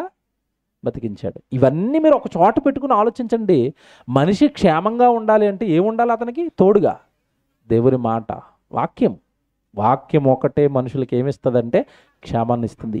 దేనికి క్షేమాన్ని ఇస్తుందంటే శరీరానికి, ఈ భూమి మీద ఉన్న ఈ జీవితానికి. నెక్స్ట్ మరణం తర్వాత ఆత్మకు కూడా దేవుని మాట ఏమిస్తుందంటే క్షేమం. మధ్యకాలంలోనండి ఏ షాపింగ్ మాల్కి వెళ్ళినా మీ జుట్టు క్షేమంగా ఉండాలా, ఇగో ఈ షాంపూ వాడండి, జుట్టుకు క్షేమం. నేను ఒక షాంపూ చూశానండి, దాని పేరు మామా ఎర్త్ అట. తెలుసుంటుంది కొంతమందికి. అది చూడగానే ఇదేట్రా మామా ఎర్త్ అని చూస్తే దాని నిండా ఉల్లిపాయ బొమ్మలు ఉన్నాయండి. చూశాను నేను ఇలాగా, ఏటి బాబు దీన్ని ఎందుకు పని చేస్తుందంటే ఇది రాసుకుంటే మీ జుట్టు పెద్దగా పెరిగిపోద్దండి అన్నట్టు. ఏడు షాంపూ ఉల్లిపాయతో తయారు చేసారట. రేట్ ఎంత అని చూస్తేనండి, ఇంత షాంపూ ఉందండి, 900 ఉందండి. అది నమస్కారం, మాకు 2 రూపాయలు షాంపూ ప్యాకెట్ చాలు. అంతే కదండి. అంటే ఇప్పుడు ఇంత డబ్బా కాడ 900 ఎందుకు పెట్టాడు చెప్పండి? జుట్టు క్షేమంగా ఉండాలని చాలామంది ఆలోచిస్తున్నారు. దీన్ని క్యాచ్ చేసుకుంటే బాలే, పక్కన ఉల్లిపాయ బొమ్మ అయితే చాలు, ఇటు కొనుక్కుని పోతాడు, 900 జేబులో పడతాయి. చూసారా, మనిషి తన శరీరం పట్ల ఎంత జాగ్రత్త, చివరికి జుట్టు పట్ల కూడా జాగ్రత్త. ఏమండి, మధ్యకాలంలో ఇంట్లోనండి ఒకప్పుడు మనం వాటర్ ప్యూరిఫైయర్స్ వచ్చేవి, అంటే నీళ్లు వడగట్టుకుని తాగడానికి ప్యూరిఫైయర్స్ వచ్చాయి కదా. ఇప్పుడు ఇంట్లోకి ఎయిర్ ప్యూరిఫైయర్స్ వచ్చాయి, తెలుసో లేదో మీకు? మన ఇంట్లో పీల్చుకునే గాలి సరైన ఆక్సిజన్ లేకపోతే ఆ మెషిన్ పెట్టుకుంటేనండి అది కార్బన్ డైఆక్సైడ్ తీసుకుని ఆక్సిజన్ ఇస్తుంది మనకి ఇంట్లో అంతా. ఎయిర్ ప్యూరిఫైయర్స్, గాలి, మంచి గాలి ఉండాలి. అంటే మంచి గాలి ఉంటే ఎక్కువ సంవత్సరాలు నేను బ్రతుకుతాను. ఇవన్నీ నిజమేనా? మనకంటే బాగా డబ్బున్న వాళ్ళు ఇవన్నీ పాటిస్తున్నా వాళ్ళు సడన్గా చచ్చిపోతున్నారంటే మనం అర్థం చేసుకోవాలి, క్షేమాన్నిచ్చేవి వస్తువులేవి కావు. క్షేమ సాధనములు దేవుని మాటలు. చూపిస్తాను ఇప్పుడు బైబిల్లో. ఇప్పుడు అబ్రహాంతో చెప్పాడు కదా ఈ మాట, జాగ్రత్తగా వినండి. ఇది అబ్రహాంతో చెప్పాడు, నాయన నువ్వు నా మాటలు విన్నంత కాలం నువ్వు క్షేమంగా ఉంటావు, నీ శరీరం క్షేమంగా ఉంటుంది, వృద్ధాప్యం వరకు బ్రతుకుతావు, వృద్ధాప్యం తర్వాత నీకు మరణం వస్తుంది, ఆ చావులో కూడా నేను తోడుగా ఉంటాను, నీ ప్రయాణాన్ని సుగమం చేసి నిన్ను పరదేశుకు చేర్చేంత వరకు నేను తోడుగా ఉంటాను. ఆ పరదేశుకు మనం చేరిపోయాం అనుకోండి, ఆ పరదేశులో ఉండేదంతా ఏంటి చెప్పండి? అక్కడ మళ్ళా క్షేమం. పరదేశం అంటే ఏంటి చెప్పండి? సంతోషాలు, ఆనందాలు తప్ప అక్కడ ఏముండవు. దుఃఖాలు, బాధలు, ఏడుపులు ఉండవు. ఏమండి, మనుషులు ఒకటి మాట్లాడతారు తెలియక. ఏం మాట్లాడతారంటే, ఒరే చచ్చిపోయిన తర్వాత నరకం ఉంది, చచ్చిపోయిన తర్వాత స్వర్గం ఉందన్నాం అనుకోండి. ఈ మధ్యకాలంలో అంటున్నారు, ఏమండి సైన్స్ కాలంలో కూడా దేవుడు దెయ్యం ఏంటండి, నరకం పరలోకం స్వర్గం ఏంటండి? స్వర్గమైనా నరకమైనా భూమి మీదనండి అంటున్నాడు ఒకడు. ఏంటంట? స్వర్గమైన నరకమైన భూమి మీదే. ఏడ్రా అంటే ఇక్కడే ఉన్నాయి ఆనందాలు, ఇక్కడే ఉన్నాయి సంతోషాలు, ఇక్కడే ఉన్నాయి బాధలు, చచ్చిపోయిన తర్వాత ఏమీ లేదంటున్నాడు. తప్పండి ఇది. ఎందుకంటే భూమే స్వర్గ నరకాలు అనడానికి అసలు సరిపోదు. ఎందుకంటే స్వర్గం అనగానే ఎప్పుడు సుఖంగా ఉంటామని అర్థం, నరకం అనగానే ఎప్పుడు బాధ ఉంటుందని అర్థం. ఇప్పుడు మానవ జీవితానికి రెండు ఎప్పుడు ఉంటాయా? నేను చాలాసార్లు చెప్తాను, రాజశేఖర రెడ్డి గారు కొడుకు జగన్మోహన్ రెడ్డి గారు, ధనం ఉంది, ఎక్స్సీఎం. ఇప్పుడు మీ దగ్గర ఎవరి దగ్గర నెంబర్ ఉంటే ఫోన్ చేసి బాబు ఎలాగొన్నామని అడగండి, క్షేమంగా ఉన్నాను అంటాడా? ఇప్పుడున్న ప్రతిపక్షంలో ఎప్పుడు లోపలే చేస్తారో అని కొంచెం టెన్షన్ పడతానని అంటాడా? ఇప్పుడున్న ప్రభుత్వాలు అయ్యే కదండి, వీళ్ళు ప్రభుత్వంలోకి వస్తే వాళ్ళని లోపలేస్తారు, వాళ్ళ ప్రభుత్వం అయితే వీళ్ళు లోపలేస్తారు. ప్రజలు చప్పట్లు కొట్టుకుంటూ చూడటమే, ప్రజలకు ఏం చేయరు వీళ్ళు. ఇప్పుడు ప్రభుత్వాలు ఎలాగున్నాయంటే, వీళ్ళు గవర్నమెంట్ వస్తే వాళ్ళ లోపలేస్తాం, వాళ్ళ గవర్నమెంట్ వస్తే వీళ్ళ లోపలేస్తాం. ప్రజల మధ్యలో గొర్రెలు అనమాట, ఓట్లేసి గెలిపించిన వాళ్ళు. అలాగున్నాయి ప్రభుత్వాలు. నేను ఇది ఎందుకు చెప్పానంటే, భూమి మీద ఎవ్వరు ఇప్పుడు ఎలా లేరు, క్షేమంగా లేరు. నరకం ఎక్కడే, స్వర్గం ఎక్కడే అంటే, స్వర్గం అంటే ఎప్పుడు సుఖంగా ఉండాలి. ఎవడు సుఖంగా ఉన్నాడు చెప్పండి భూమి మీద? భూమి మీద నేను హ్యాపీయెస్ట్ మ్యాన్ అన్నవాడిని ఒక్కడిని చూపించండి, ఎవరు ఉండరండి. ఎవడు సుఖంగా ఉండడు. అలాగని ఎవడు ఎప్పుడు బాధలతో ఉండడండి. మనిషి జీవితంలో సుఖ దుఃఖాలను దేవుడు ఏం చేశాడు? జతపరిచాడు. అంటే భూమి మీద సుఖము ఉంటుంది, దుఃఖము ఉంటుంది. మరణం తర్వాత ఉంటే సుఖం ఉంటుంది, లేదంటే దుఃఖం ఉంటుంది. ఇది మరణం తర్వాత. ఇప్పుడు ఆ మరణం తర్వాత నేను నీకు తోడుగా వస్తాను, నిన్ను క్షేమంగా నీ పితరుల యొద్దకు. పితరులు అనేసరికి ఎవరళ్ళు? నీతిమంతులు. నీతిమంతులు అంతా ఎక్కడ ఉంటారు? పరదేశంలో ఉంటారు. ఆ పరదేశకు నిన్ను చేర్చేస్తాను. అంటే ఇక అబ్రహాం గారి జీవితానికి డోకా లేదా? డోకా లేదు. ఈ మధ్యకాలంలో మీరు భూమి మీద ఎవరినైనా ఏడు బాబు నీ భవిష్యత్తు ప్లాన్ ఏంటని అడిగితే ఏమంటారు? ఈ మధ్యకాలంలో మొన్న ఎల్ఐసి స్టార్ట్ చేశాను అంటాడు. భవిష్యత్తు అంటే ఏమర్థమైంది? ఎల్ఐసి స్టార్ట్ చేశాను, బీమా తీసుకున్నాను, లేదంటే సహారా తీశాను, ఇదా? ఎల్ఐసి అంటే అర్థం ఏంటంటే నువ్వు చచ్చిపోయిన తర్వాత నీ వెనకాలకి ఇస్తారా, నీ క్షేమం ఏముంది అందులో? మీకు అర్థమైందండి? ఎల్ఐసి చాలామందికి అర్థం అవ్వలేదు. పాలసీ ఏంటి? నువ్వు చచ్చిపోయిన తర్వాత నీ కుటుంబానికి 4 లక్షలు ఇస్తాం అంటే నీకేం రాదా? ఏమి రా? తూర్పు దగ్గర దండం పెట్టుకుని ఆయన దగ్గర నేరస్తుగా, బాబు చెప్పండి ఎల్ఐసీలు కట్టుకుని చచ్చిపోయాను, నాకే పాలసీ కట్టారంటే, మీకు పాలసీలు కట్టే టైం నాకు భూమి మీద లేదు. అయితే నీకు స్వర్గం ఇచ్చే అంత టైం నాకు లేదు, కొంచెం అక్కడ నరకం ఉంది, అంతే కదండి, ఆ రూట్లో వెళ్ళిపో బాబు. ఎంత బాగా చెప్తున్నాడంటే అబ్రహాంతో, నిన్ను మరణం తర్వాత క్షేమంగా చేర్చేస్తాను. ఎక్కడికి? అసలు నీకు ఆ మాట వదలబుద్ధి అవ్వలేదండి తెలుసా. నేను చాలాసార్లు చదువుకుంటాను అది.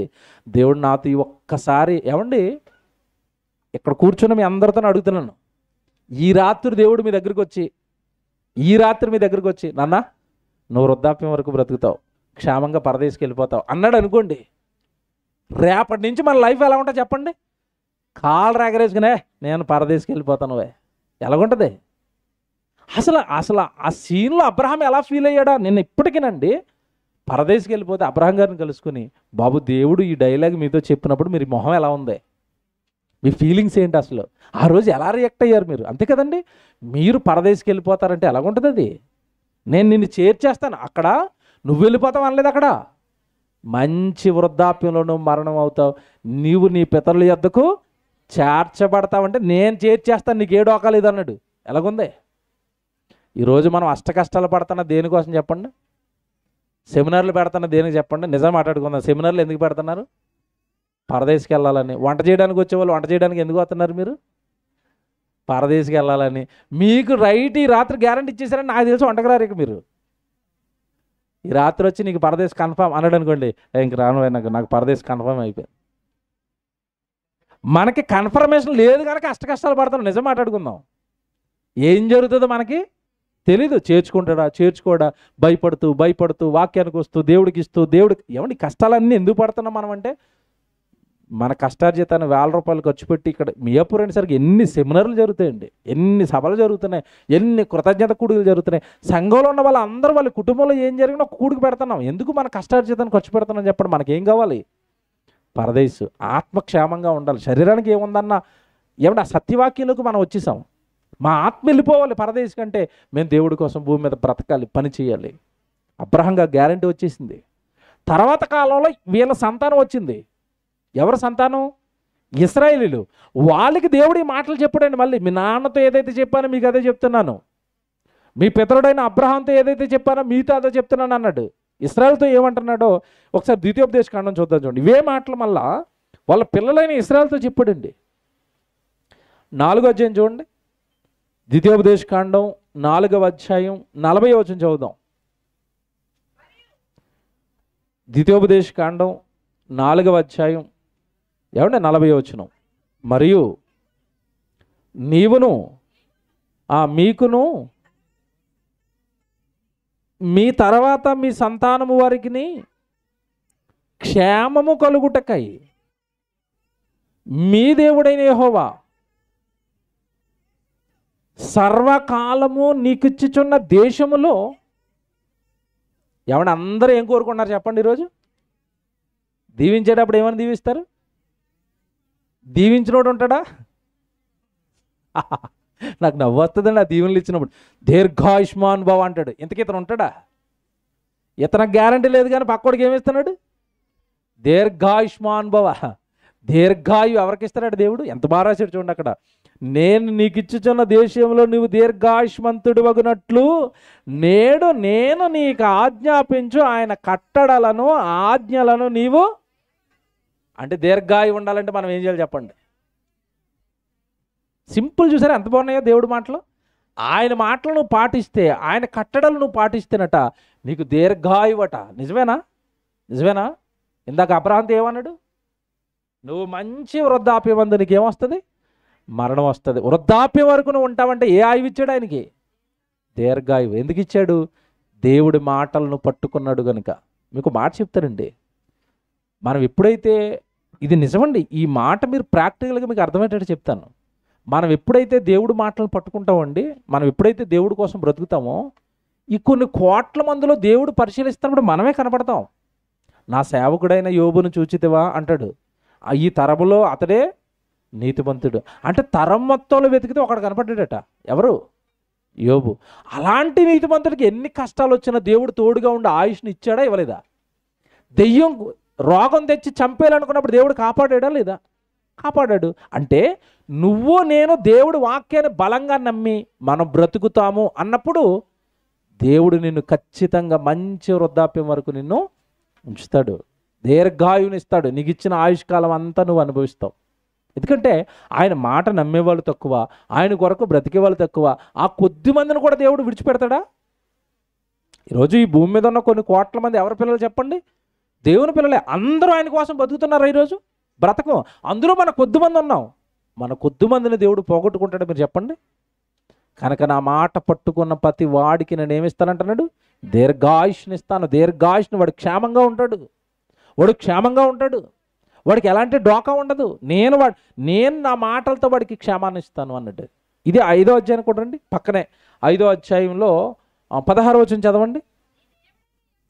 ద్వితీయోపదేశకాండము 5వ అధ్యాయము 16వ వచనం. ఎప్పుడు ఎవరు క్షేమంగా ఉంటారు? ఇంతకీ ఎవరికి దీర్ఘాయువు? ఇక్కడ వివరణ ఇస్తున్నాడు 16లో.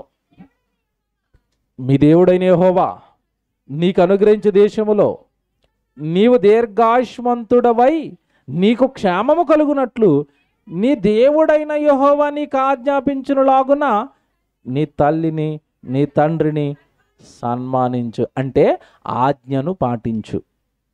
బాగా వినాలి, ఆజ్ఞను పాటించు. ఇది ఆజ్ఞల్లో ఒక ఆజ్ఞ కదండి, తల్లిని తండ్రిని సన్మానించాలన్నది. కిందకి వెళ్ళేసరికి కూడా మీకు చెప్తాడు 17లో, నరహత్య చేయొద్దు, వ్యభిచరించకూడదు, దొంగిలకూడదు, నీ పొరుగువాని మీద అబద్ధ సాక్ష్యం పలకూడదు, నీ పొరుగువాని భార్యను నువ్వు ఆశించకూడదు, నీ పొరుగువానిది ఏది దాసినైనను వాని ఎద్దునైనను వాని గాడిదనైనను నీ పొరుగువాని దేనినైనా నువ్వు ఆశించకూడదు.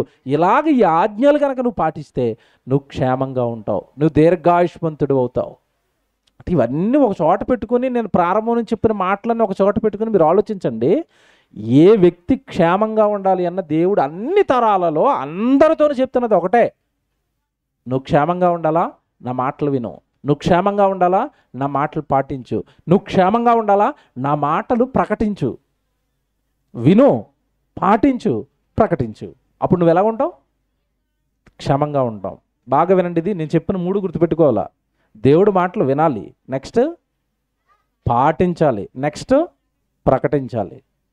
మన దగ్గర నేను చాలా మందిలో చూస్తున్నది ఏంటంటే ఫస్ట్ది థర్డ్ది మధ్యలోది ఉండలేదు.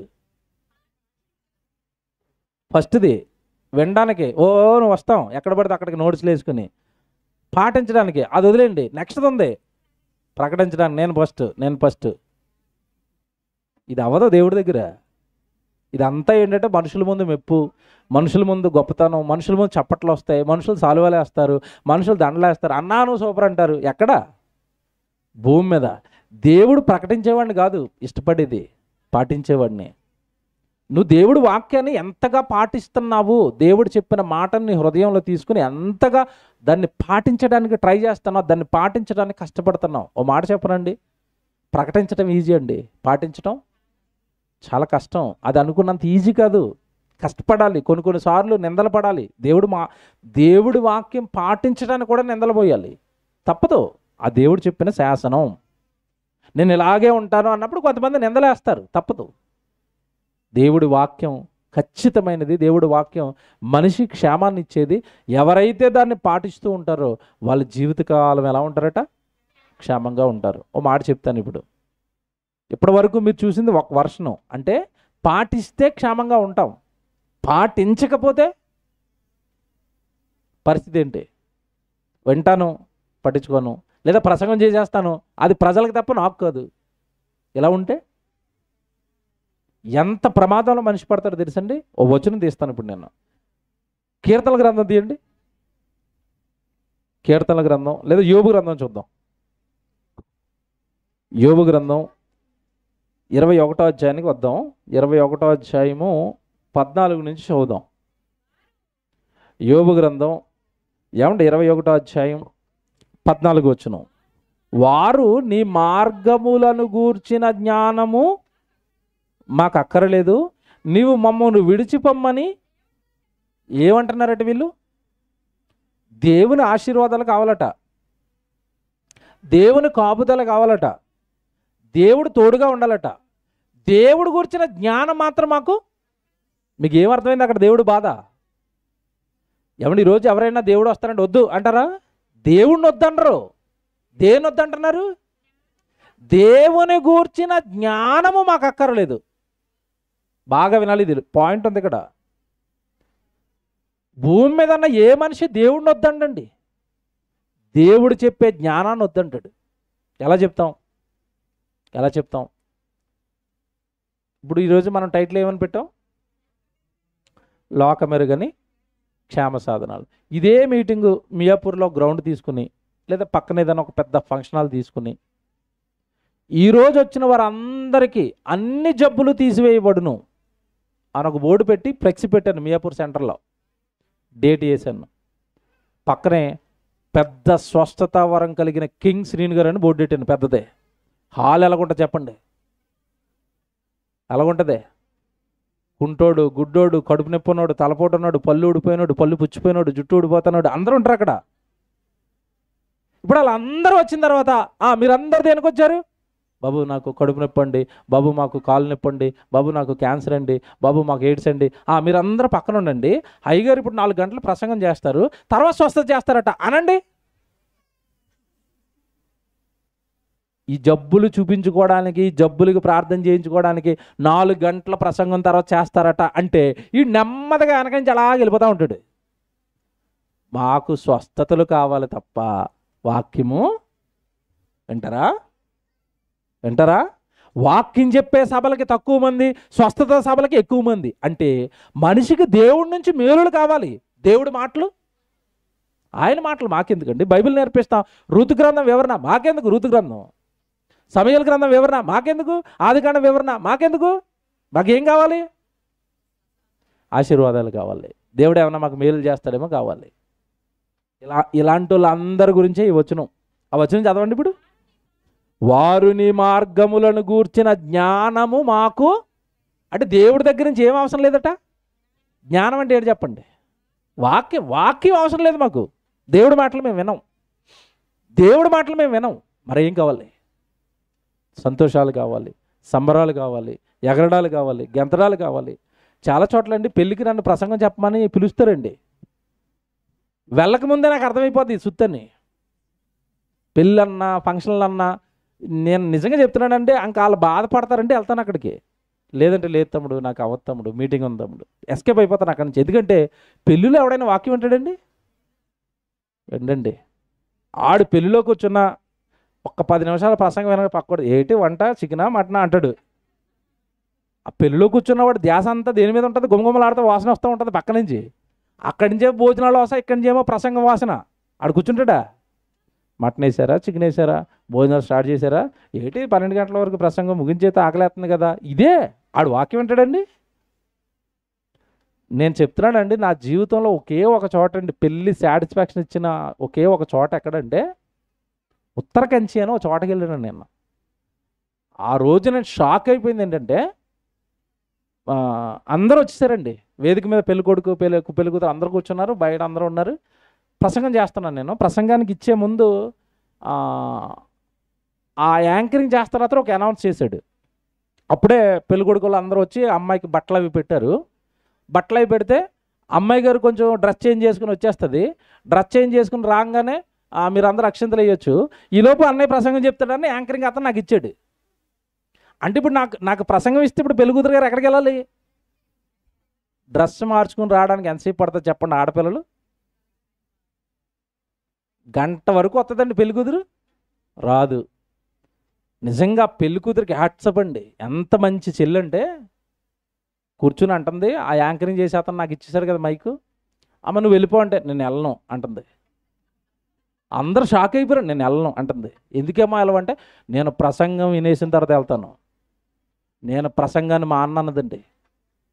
ప్రసంగం వినకుండా నేను బట్టలు మార్చుకోను, ప్రసంగం మిస్ అయిపోతాను, అన్నీ మాటలు మిస్ అయిపోతాను, ఆ మాటలు నాకు కావాలి, నేను వెళ్ళను అంటుంది. అక్కడ మొరాయించి కూర్చుంది. నేను ఫస్ట్ టైం షాక్ అండి. అమ్మ నాయన నిజంగా భక్తిపరురాళ్ళు. అంతే కదా, దేవుడు మాటలు చెప్తున్న టైంలో నేను మేకప్కి వెళ్ళటం ఏంటి, బట్టలు మార్చుకోవడానికి వెళ్ళటం ఏంటి, దేవుడు మాటలు మిస్ అయిపోతాను కదా. నేను నిజంగా హృదయపూర్వకంగా ఒక్కడిని దీవించానండి, దీర్ఘాయుష్మానుభవ. ఎందుకు? నాకు వాక్యం తెలుసు. ఎవడుంటాడు దీర్ఘాయుష్తో చెప్పండి? దేవుడు మాటలు ఎవడ పట్టుకుంటే వాడు దీర్ఘాయుత ఉంటాడు. నీ కుటుంబం గొప్ప కుటుంబం అవుతుంది అమ్మ, నీ పిల్లలు మాత్రం సేవకులు. నేను ఇది చెప్పాను చివరిలో బ్లెస్సింగ్స్ ఇస్తూ, నీ కుటుంబం చాలా గొప్ప కుటుంబం అవుతుందమ్మా, నీ గర్భాన దేవుడు సేవకులు వస్తారు. అంత భక్తిపరురాలను దేవుడిని వదులుకుంటాడండి? మంచి మంచి సేవకులను పట్టుకొచ్చి ఆ పిల్ల గర్భంలో పెడతాడు దేవుడు. నాకు అర్థమైపోయింది ఫ్యూచర్ ఆవిడది. ఎవరికి దేవుడు మాటలు పడతాయో, ఎవరికి దేవుడు మాటలు పట్టుకుంటారో, ఎవరికి దేవుడు వాక్యానికి విలువిస్తారో వాళ్ళు చాలా క్షేమంగా ఉంటారు. అదే చెప్తున్నాడు. ఈ భక్తిహీనులు ఏమంటారంటే దేవుడి గురించి మాకు అన్నీ కావాలి కానీ దేవుడి గురించిన జ్ఞానం మాత్రం మాకు, ఎంత బాగా రాశాడు చూసారా, మళ్ళీ చదువుతారు అది, వారు నీ మార్గములను గూర్చిన జ్ఞానము మాకు అక్కరలేదు, నీవు మమ్మల్ని విడిచిపోమ్మని దేవునితో చెప్పుదురు, మేము ఆయన గూర్చి ప్రార్థన చేయుట చేత మాకు ఏమి లాభము కలుగున వారు చెప్పుదురు, వారి క్షేమము వారి చేతుల్లో లేదు. ఇందుకు తీసుకొచ్చాను ఇక్కడికి మిమ్మల్ని. అలాంటి భక్తిహీనుల క్షేమం అట వాళ్ళ చేతుల్లో లేదట. 16వ వచనంలో చెప్తున్నాడు చూడండి, వారి క్షేమము వారి చేతుల్లో లేదు, భక్తిహీనుల యోచన నాకు దూరంగా ఉండును గాక, భక్తి శూన్యుల దీపము ఆర్పివేయబడుట అరుదు కదా. వాళ్ళు ఉండరు కదా, వాళ్ళు క్షేమంగా ఉండరు కదా. ఎందుకంటే నా జ్ఞానం వద్దంటున్నారు కదా, నా వాక్యం వద్దంటున్నారు కదా. అసలు వాక్యాన్ని ఇందాక దేంతో పోల్చాడు? మీరు చదువుకున్న మీకా గ్రంథం 2:7లో, యథార్థముగా ప్రవర్తించిన వానికి నా మాటలు క్షేమ సాధనములు అన్నాడు. అసలు వీళ్ళు ఆ క్షేమ సాధనాలైన వాక్యమే వద్దంటే అలాంటి వాడికట వాడి క్షేమము వాడి చేతుల్లో. ఇప్పుడు చెప్పండి, ఏంటి క్షేమ సాధనాలు అంటే? మనం క్షేమంగా ఉండాలంటే ఎప్పుడు మన నోట్లో కానీ మన ప్రవర్తనలో కానీ ఏముండాలి? దేవుడు మాటలండి, వాక్యం మాట్లాడుతున్నవాడు ఎప్పుడు బాగుంటాడండి. వాక్యం చదువుకుంటున్న వాళ్ళు ఎప్పుడు బాగుంటారండి. వాక్యం ప్రకటిస్తున్న వాళ్ళు ఎప్పుడు బాగుంటారండి. వాక్యం ప్రకటించడానికి ముందుకొచ్చి కష్టపడుతున్న వాళ్ళు ఎప్పుడు బాగుంటారండి. నిజంగా చెప్తున్నాను, వాళ్ళకి ఏ కష్టం వచ్చినా వాళ్ళకి ఆ కష్టంలో తోడుగా ఉండేది ఎవరు అంటే దేవుడు అండి. దేవుడు మాటకంత శక్తి ఉంటుందా, క్షేమాన్ని ఇస్తుందా అంటే మీకు కొత్త నిబంధనలో ఒక సందర్భాన్ని చూపిస్తాను, ముగిస్తాను ఇక. కొత్త నిబంధనలో అసలు యేసుక్రీస్తుల వారే ఆశ్చర్యపోయారు ఒక శతాధిపతిని చూసి. ఆ శతాధిపతి దాసుడికి హెల్త్ బాగాలేదండి. లోకాసు వార్త చదువుతాం చూడండి, ఆ సందర్భం ఎంత బాగుంటుందో. అంటే దేవుడు మాట క్షేమాన్ని ఇస్తుందా అంటే ఒక శతాధిపతి దాసుడికి ఎంత క్షేమాన్ని ఇచ్చిందో మీరు చూడండి. 7వ అధ్యాయం చదవండి మొదటి నుంచి. లోకాసు వార్త 7వ అధ్యాయం తీసుకోండి అందరూ.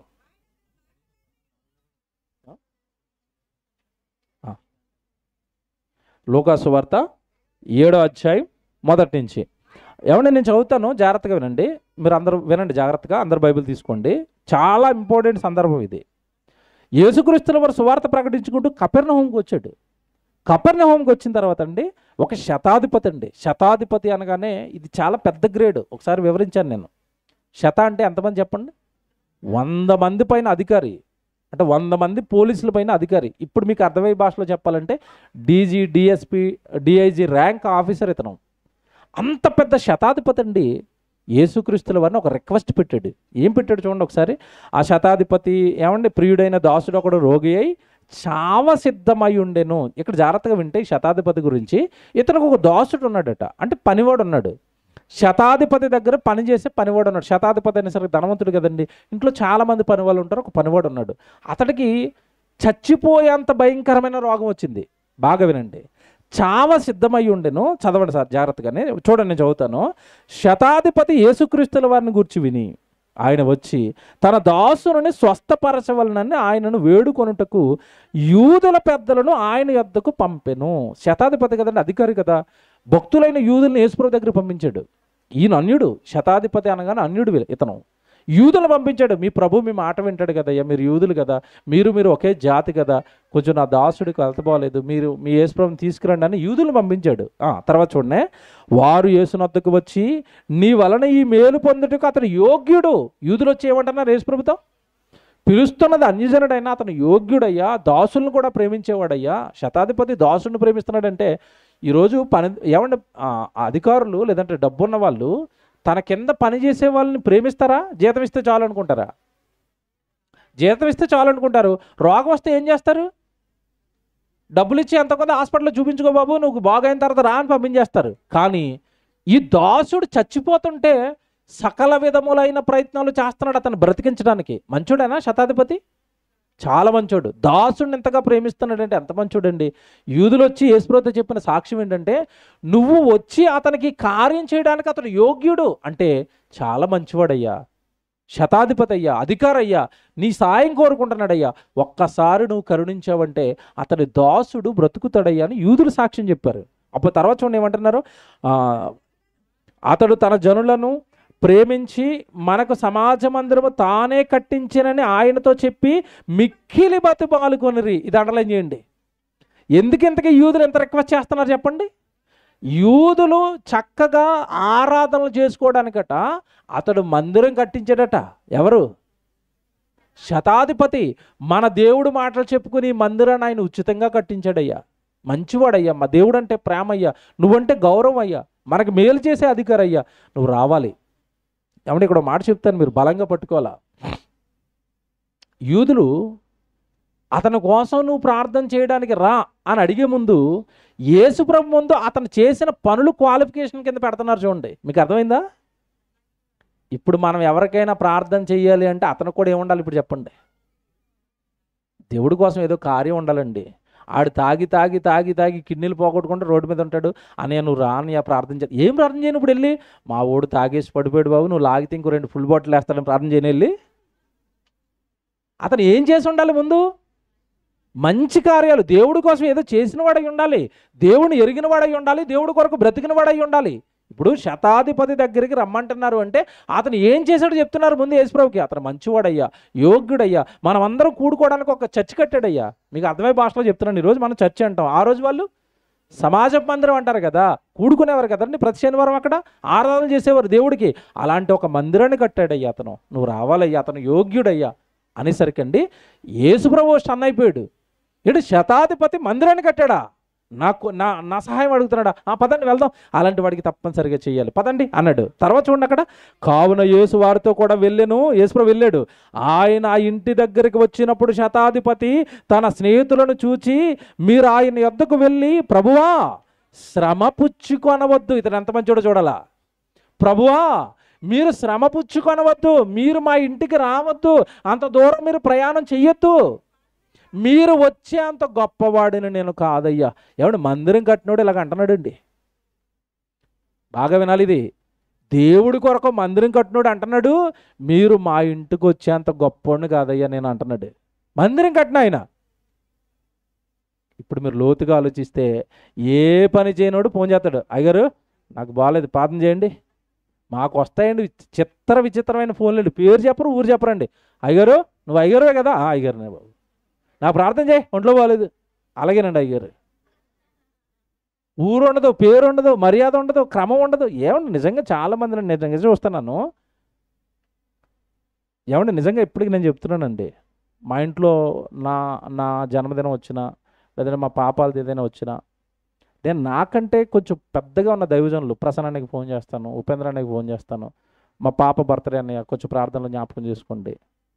మొన్న మా పాప మెచ్యూర్ అయింది, ప్రసన్నానికి చేశాను ఫోను, అన్నయ్యలా మెచ్యూర్ అయిందంటే అంత ఆనందపడ్డాడంటే, అవునా నాన్న నువ్వు పెద్దోడు అయ్యావు, అయితే నీకు బాధ్యతలు వచ్చినాయి, కూతురు కోసం నేను ప్రార్థన చేస్తాను, అడిగినని చెప్పి కూతుర్ని ఫోన్ చేస్తే మాట్లాడతాను అంటున్నాడు. అంటే అలా పెద్దవాళ్ళకి చేసి కొంచెం మా గురించి ప్రార్థన చేయండి. నేను చాలామందిలో చూస్తానండి, మా కూతురు బర్త్డే అని వాట్సాప్లో ఒక బొమ్మ పెట్టడం అంతే. కనీసం ఒక దైవజనుడితో ప్రార్థన చేయించుకోవటం, కుటుంబ క్షేమం కోసం, బిడ్డల కోసం ప్రార్థన చేయించుకోవటం, ఇవి చాలామందికి అలవాటు లేని పనిగా. అంటే భక్తి మీకు అర్థం కావట్లేదు, సరిగా భక్తి మీకు అర్థం కావటం లేదు. ప్రార్థన చేయండి, ప్రార్థన చేయండి, ప్రార్థన చేయండి, మా కోసం ప్రార్థన చేయండి. ఎంత శక్తినిస్తుంది. శతాధిపతి ఎంత గమనించాడంటే, మీరు మా ఇంటికి రావాల్సిన అవసరం లేదయ్యా, అంత శ్రమ కూడా మీకు వద్దయ్యా, నేను అంత యోగ్యుని కాదయ్యా, మీరు జస్ట్ నాకున్న ప్రాబ్లం మీరు ఒక్కసారి మీ నోటితో ఆ ఆ ప్రాబ్లం, ఆ శతాధిపతికి ఉన్న ఆ దాసుడు బ్రతకాలని జస్ట్ మాట మీరు ఒక్కసారి పలికారంటే చాలు, మీ ప్రయాణం అవసరం లేదన్నట్టు.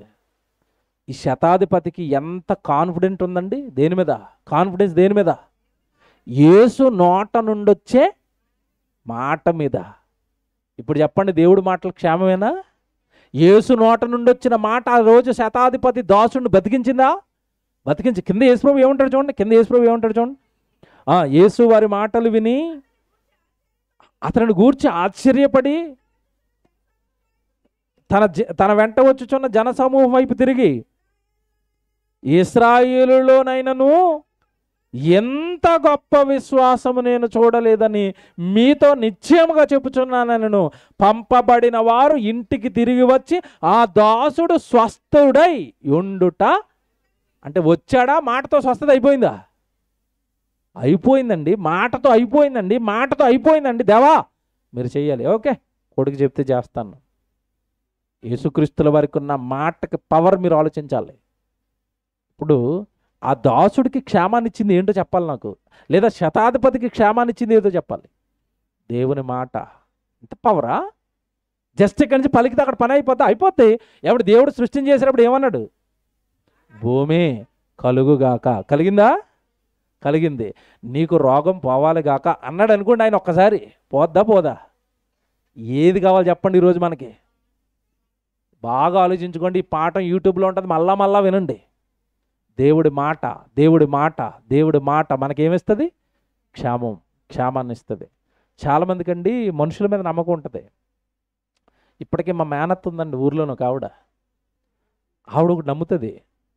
ఆవిడ ఇంట్లో నుంచి ఎవరు బయటికి వెళ్ళిపోయినా వాళ్ళ ఇంట్లో చిన్న కూతురు ఉంటుందండి, ఆ కూతురుని ఎదురు రమ్మంటది. అంటే ఆవిడ నమ్మకం ఏంటంటే సైకలాజికల్గా, నా చిన్న కూతురు ఎదురొచ్చిందంటే ఈ బయటికి వెళ్ళినోడు క్షేమంగా ఇంటికి వచ్చేస్తాడని అర్థం. అన్నిసార్లు జరుగుతుందా? ఆ బయటికి వెళ్తున్న వాడు క్షేమంగా ఇంటికి రావాలంటే అతనికి తోడుగా ఉండవలసింది ఏమి చెప్పండి? దేవుడు క్షేమంగా ఉంటే వస్తాడు. ఎదురులు నేను దీవిస్తే క్షేమం కాదు. దైవజనుడో దేవుడో చక్కగా ఒక మంచి ఆశీర్వాదం ఇచ్చాడు అంటే ఆ మాటకి పవర్, ఆ మాటకి శక్తి. యేసుక్రీస్తుల వారి మాటకి అక్కడ ఎవడు చచ్చిపోవడానికి సిద్ధపడిన దాసుడు బతికేసాడు. ఇదంతా మీరు ఆలోచిస్తే మనిషికి క్షేమ సాధనాలు ఏంటి అంటే దేవుని మాట. అర్థమైంది కదా? ప్రార్థన చేసుకుందాం. ప్రేమ కలిగిన తండ్రి, అవి మాకు క్షేమాన్ని ఇస్తాయని భ్రమపడుతున్నారు తండ్రి. ఎంత మంచి మాటలు బైబిల్లో రాయించారు, గ్రంథస్థం చేయించారు. నా మాట మీకు క్షేమం, నా మాట క్షేమం, నా మాట ఎవరి వద్దకు వెళుతుందో వాళ్ళకి క్షేమం.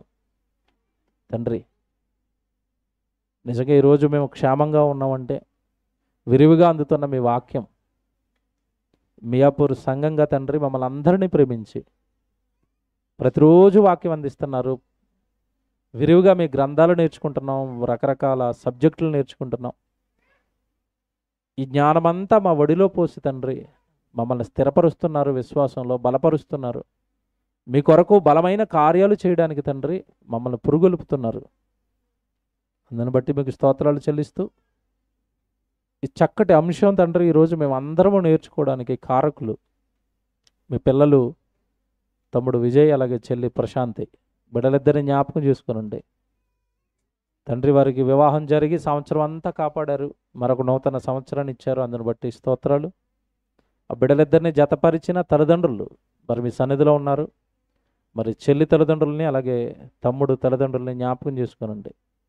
మంచి బిడ్డలను కానీ మీ వాక్యంలో పెంచి తండ్రి, మీ వాక్యములో, మీ సంఘములో, మీ సేవలో వాడబడే పాత్రలుగా బిడ్డలిద్దరిని పెంచారు. సంఘంలోకి చేర్చబడిన వారు తండ్రి చక్కగా సంఘంలో ఒదిగి పనిచేస్తున్నారు. ఆ కుటుంబాన్ని సంఘానికి స్తంభంగా మార్చారు. సంఘంలో జరుగుతున్న పలు రకాల సేవల్లో తండ్రి బిడ్డలిద్దరూ పాలు పంపులు పొందుతున్నారు. ఆ భాగ్యాన్ని ఆ కుటుంబానికి అనుగ్రహించినందుకు స్తోత్రాలు చెల్లిస్తూ బిడ్డలిద్దరిని మీ హస్తాలకు అప్పచెబుతూ మీ జ్ఞానంలో కూడా ఎదుగుతున్నారు తండ్రి. భవిష్యత్తులో తండ్రి మంచి జ్ఞానం పొందిన వారుగా, అనేక మందిని మీ వైపు మళ్లించే బిడ్డలుగా వారి ఇరువురిని దీవించమని ప్రార్థిస్తూ మరొకసారి తండ్రి చేరువచ్చిన మీ పిల్లలందరినీ జ్ఞాపకం చేసుకునండి. వారి హృదయాలలో విత్తబడిన వాక్యాన్ని ఫలింపు చేయండి. తిరిగి రాత్రి క్షేమంగా వారి గృహాలకు చేర్చండి. మీ చిత్తమైతే మీకు ఇష్టమైతే మరొక మారు మేము అందరం కలుసుకొని మీ వాక్యాన్ని నేర్చుకునే భాగ్యాన్ని మాకు అనుగ్రహించండి. క్రీస్తు వారి పేరటి ప్రార్థన విన్నపాలు అడిగి వేడుకొనుచున్నాము తండ్రి. ఆమెన్. అందరికీ వందనాలు. Thank you.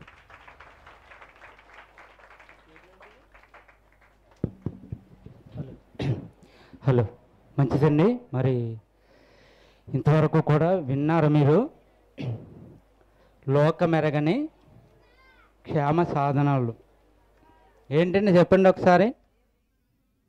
దేవుని మాటలే. మరి రోజు వింటున్నారా దేవుని మాటలు? బైబిల్ క్లాసులు వస్తున్నారండి రోజు? చెప్పాలి మీరు. మరి రావాలి కదండి. మీరు క్షేమంగా ఉండాలంటే బైబిల్ క్లాసులకి రావాలి, దేవుని మాటలు వినాలి, దేవుని వాక్యం నేర్చుకోవాలి. కాబట్టి కొత్త సంగతులు ఈరోజు ఏం నేర్చుకున్నారు మీరు? కొత్త సంగతులు ఏం నేర్చుకున్నారు చెప్పండి. అన్నయ్య గారు చెప్పిన ప్రసంగంలో కొత్త మాటలు ఏం నేర్చుకున్నారు? ఎవరు చెప్పట్లేదు. దేవుని మాటలు వింటే క్షేమం ఉంటుంది. కుక్కలను ఇంటి దగ్గర పెట్టుకుంటే క్షేమంగా ఉంటుందా? గన్నమైన పెట్టుకుంటే క్షేమం ఉంటారా? అంటే ఇవన్నీ కూడా క్షేమాన్ని ఇవ్వవు. ఏమిస్తుంది మరి? దేవుని వాక్యమే మీకు క్షేమాన్ని ఇస్తుంది. మరి ఎన్నో అద్భుతమైన మాటలు వినిపించినటువంటి అన్నయ్య గారికి మీ ఆనందాన్ని వ్యక్తం చేయవలసిందిగా కోరుకుంటున్నాను. మరి ఈ సమయంలో విజయ్ గారి ఫ్యామిలీ వచ్చి ఓట్ ఆఫ్ థ్యాంక్స్ తెలియజేయవలసిందిగా వారిని ఆహ్వానిస్తున్నాను.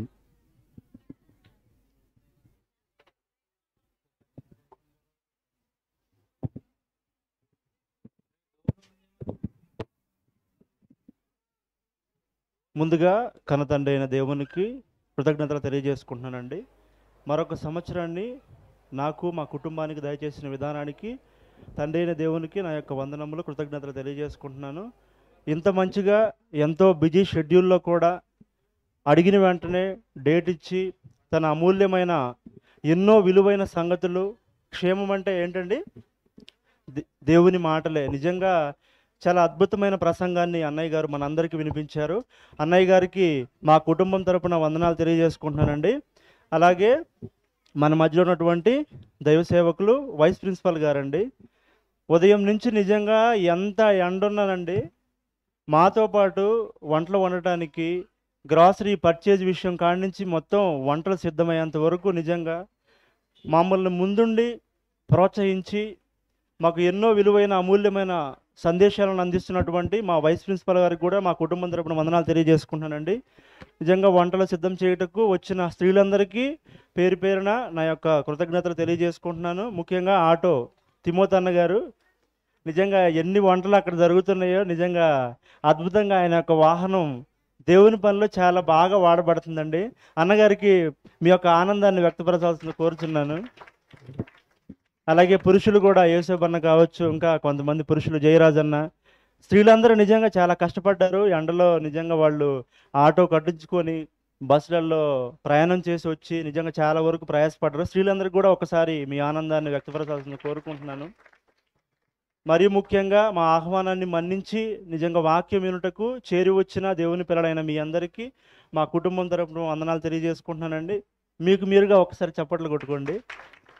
నిజంగా నిన్న ఆదివారం చాలామంది వచ్చారు. ఇప్పుడు కూడా చాలామంది వచ్చారు. నిజంగా మా కుటుంబ సభ్యులకు, అలాగే మా బంధుమిత్రులకు, మా స్నేహితులకు, చేరి వచ్చిన దేవుని పిల్లలైన మీ అందరికీ మరొకసారి మా కుటుంబం తరపున వందనాలు తెలియజేసుకుంటున్నాను.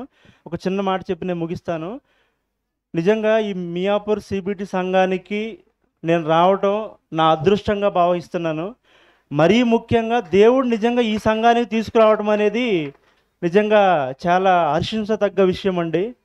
చాలా అద్భుతమైన రీతిలో నిజంగా తక్కువ సమయంలోనే నిజంగా ఈ సంఘానికి అంటుకట్టబడ్డ నేను నిజంగా ఆనంద్ గారు వెళ్ళిపోయిన తర్వాత ఆనంద్ అన్న యొక్క బాధ్యతలు నిజంగా అన్నయ్య గారు మా మీద పెట్టారు.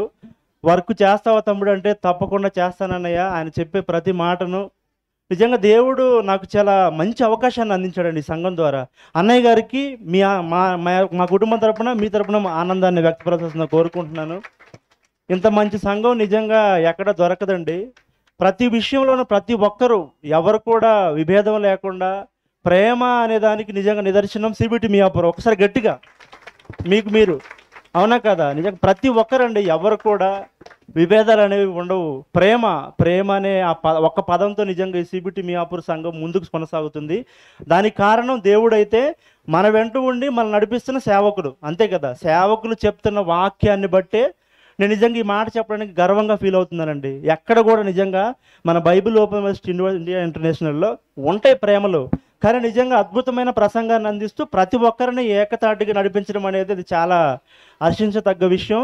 వైస్ ప్రిన్సిపాల్ గారు కూడా నిజంగా ఆయనలో ఉన్న తగ్గింపు అండి. నేను నిజంగా ఈరోజు చెప్తున్నాను, మీరు గమనించే ఉంటారు ప్రతి ఒక్కళ్ళు.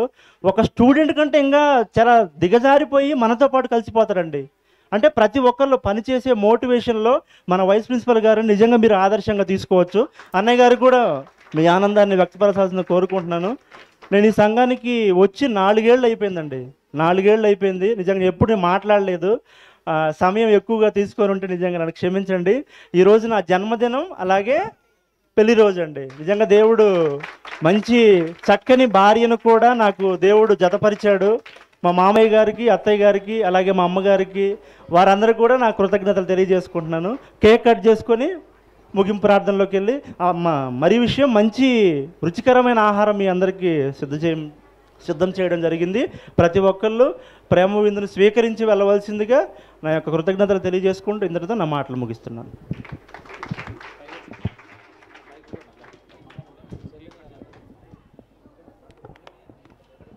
ప్రశాంతి విజయ్ హలో. పైకి రండి. మీ ఫ్యామిలీ వాళ్ళు కూడా పైకి రండి. మాకు ఒకటే చెప్పారండి, మ్యారేజ్ డే అని, బర్త్డే చెప్పలేదు. సో 2 ఆతిథ్యాలు ఇవ్వాలి. 1+1 ఆఫర్.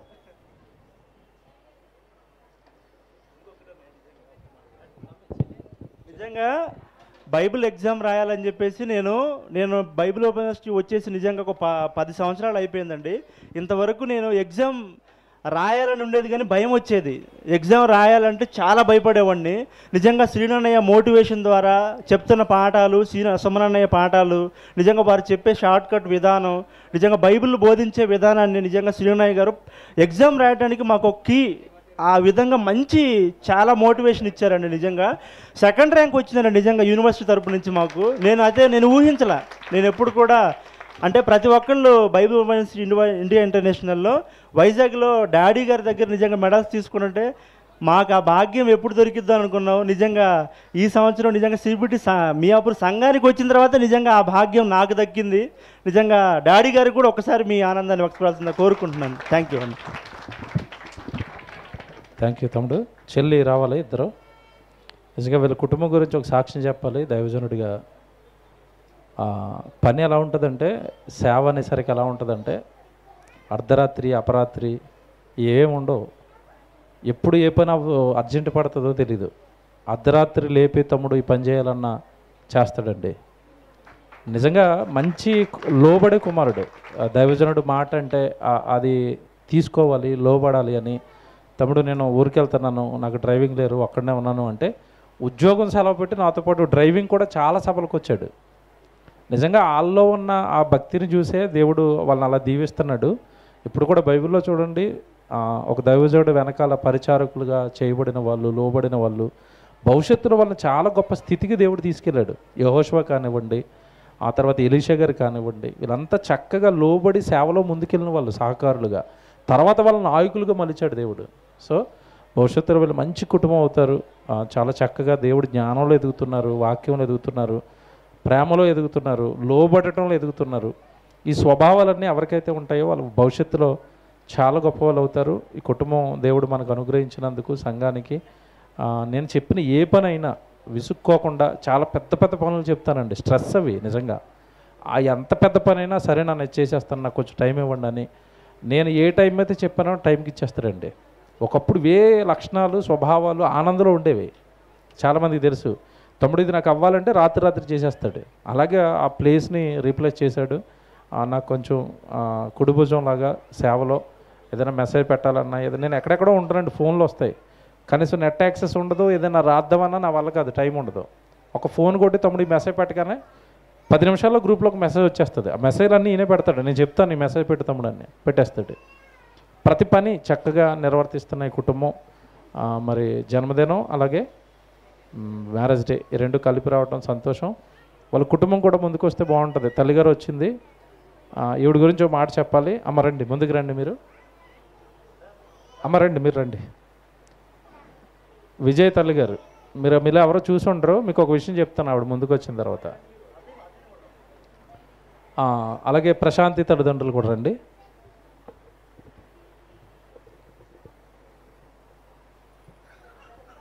అమ్మ రండి.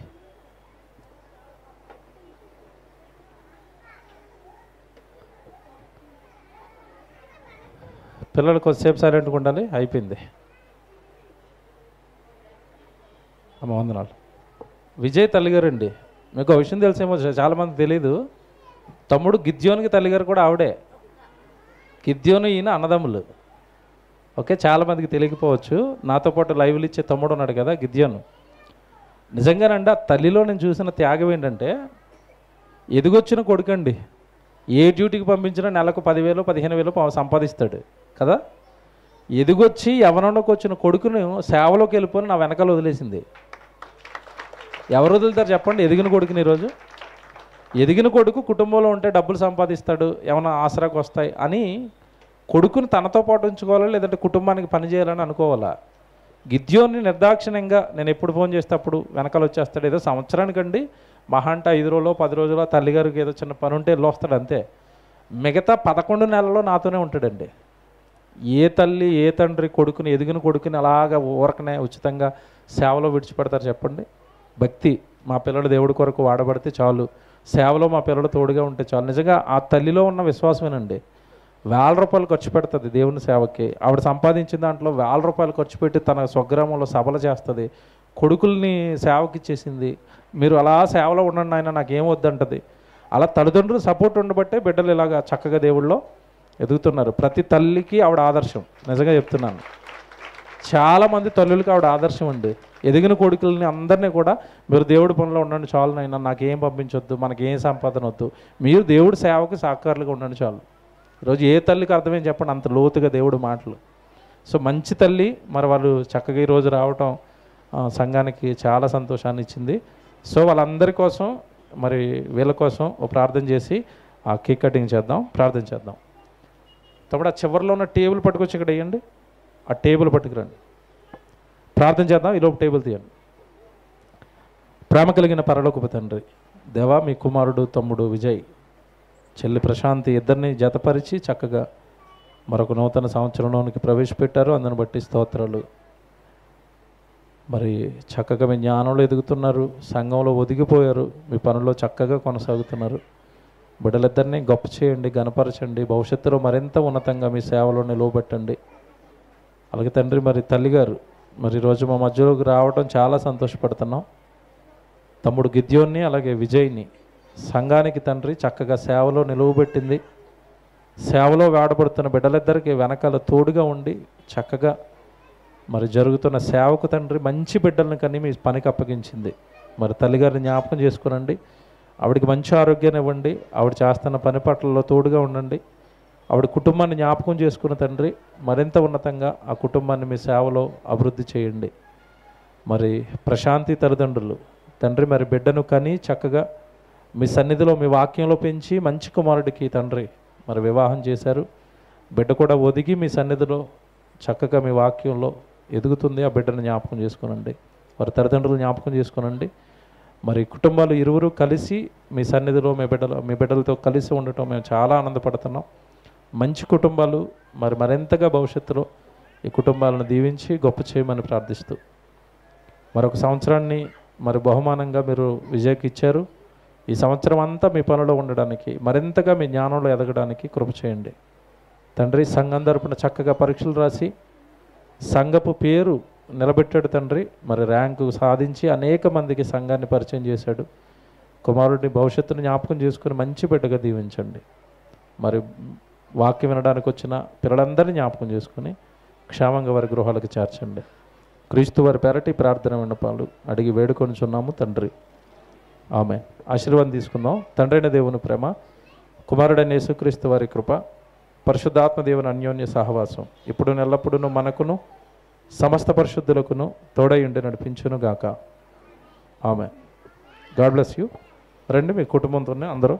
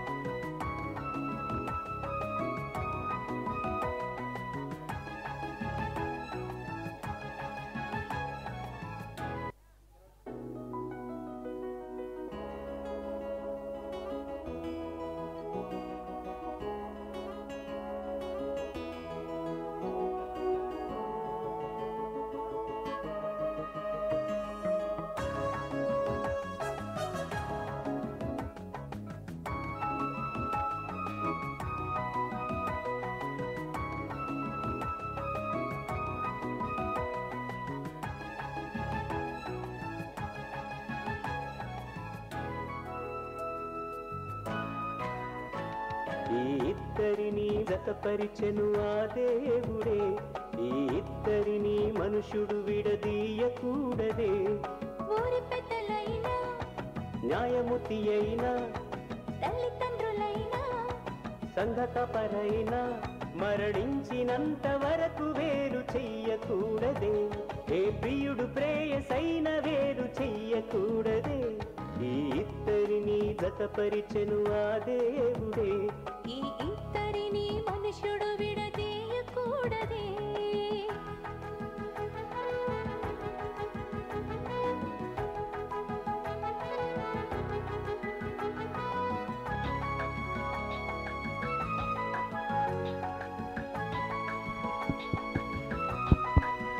హలో హలో యూత్ వారు అందరూ భోజనాలు సిద్ధం చేయండి. తల్లి తండ్రిని విడిచి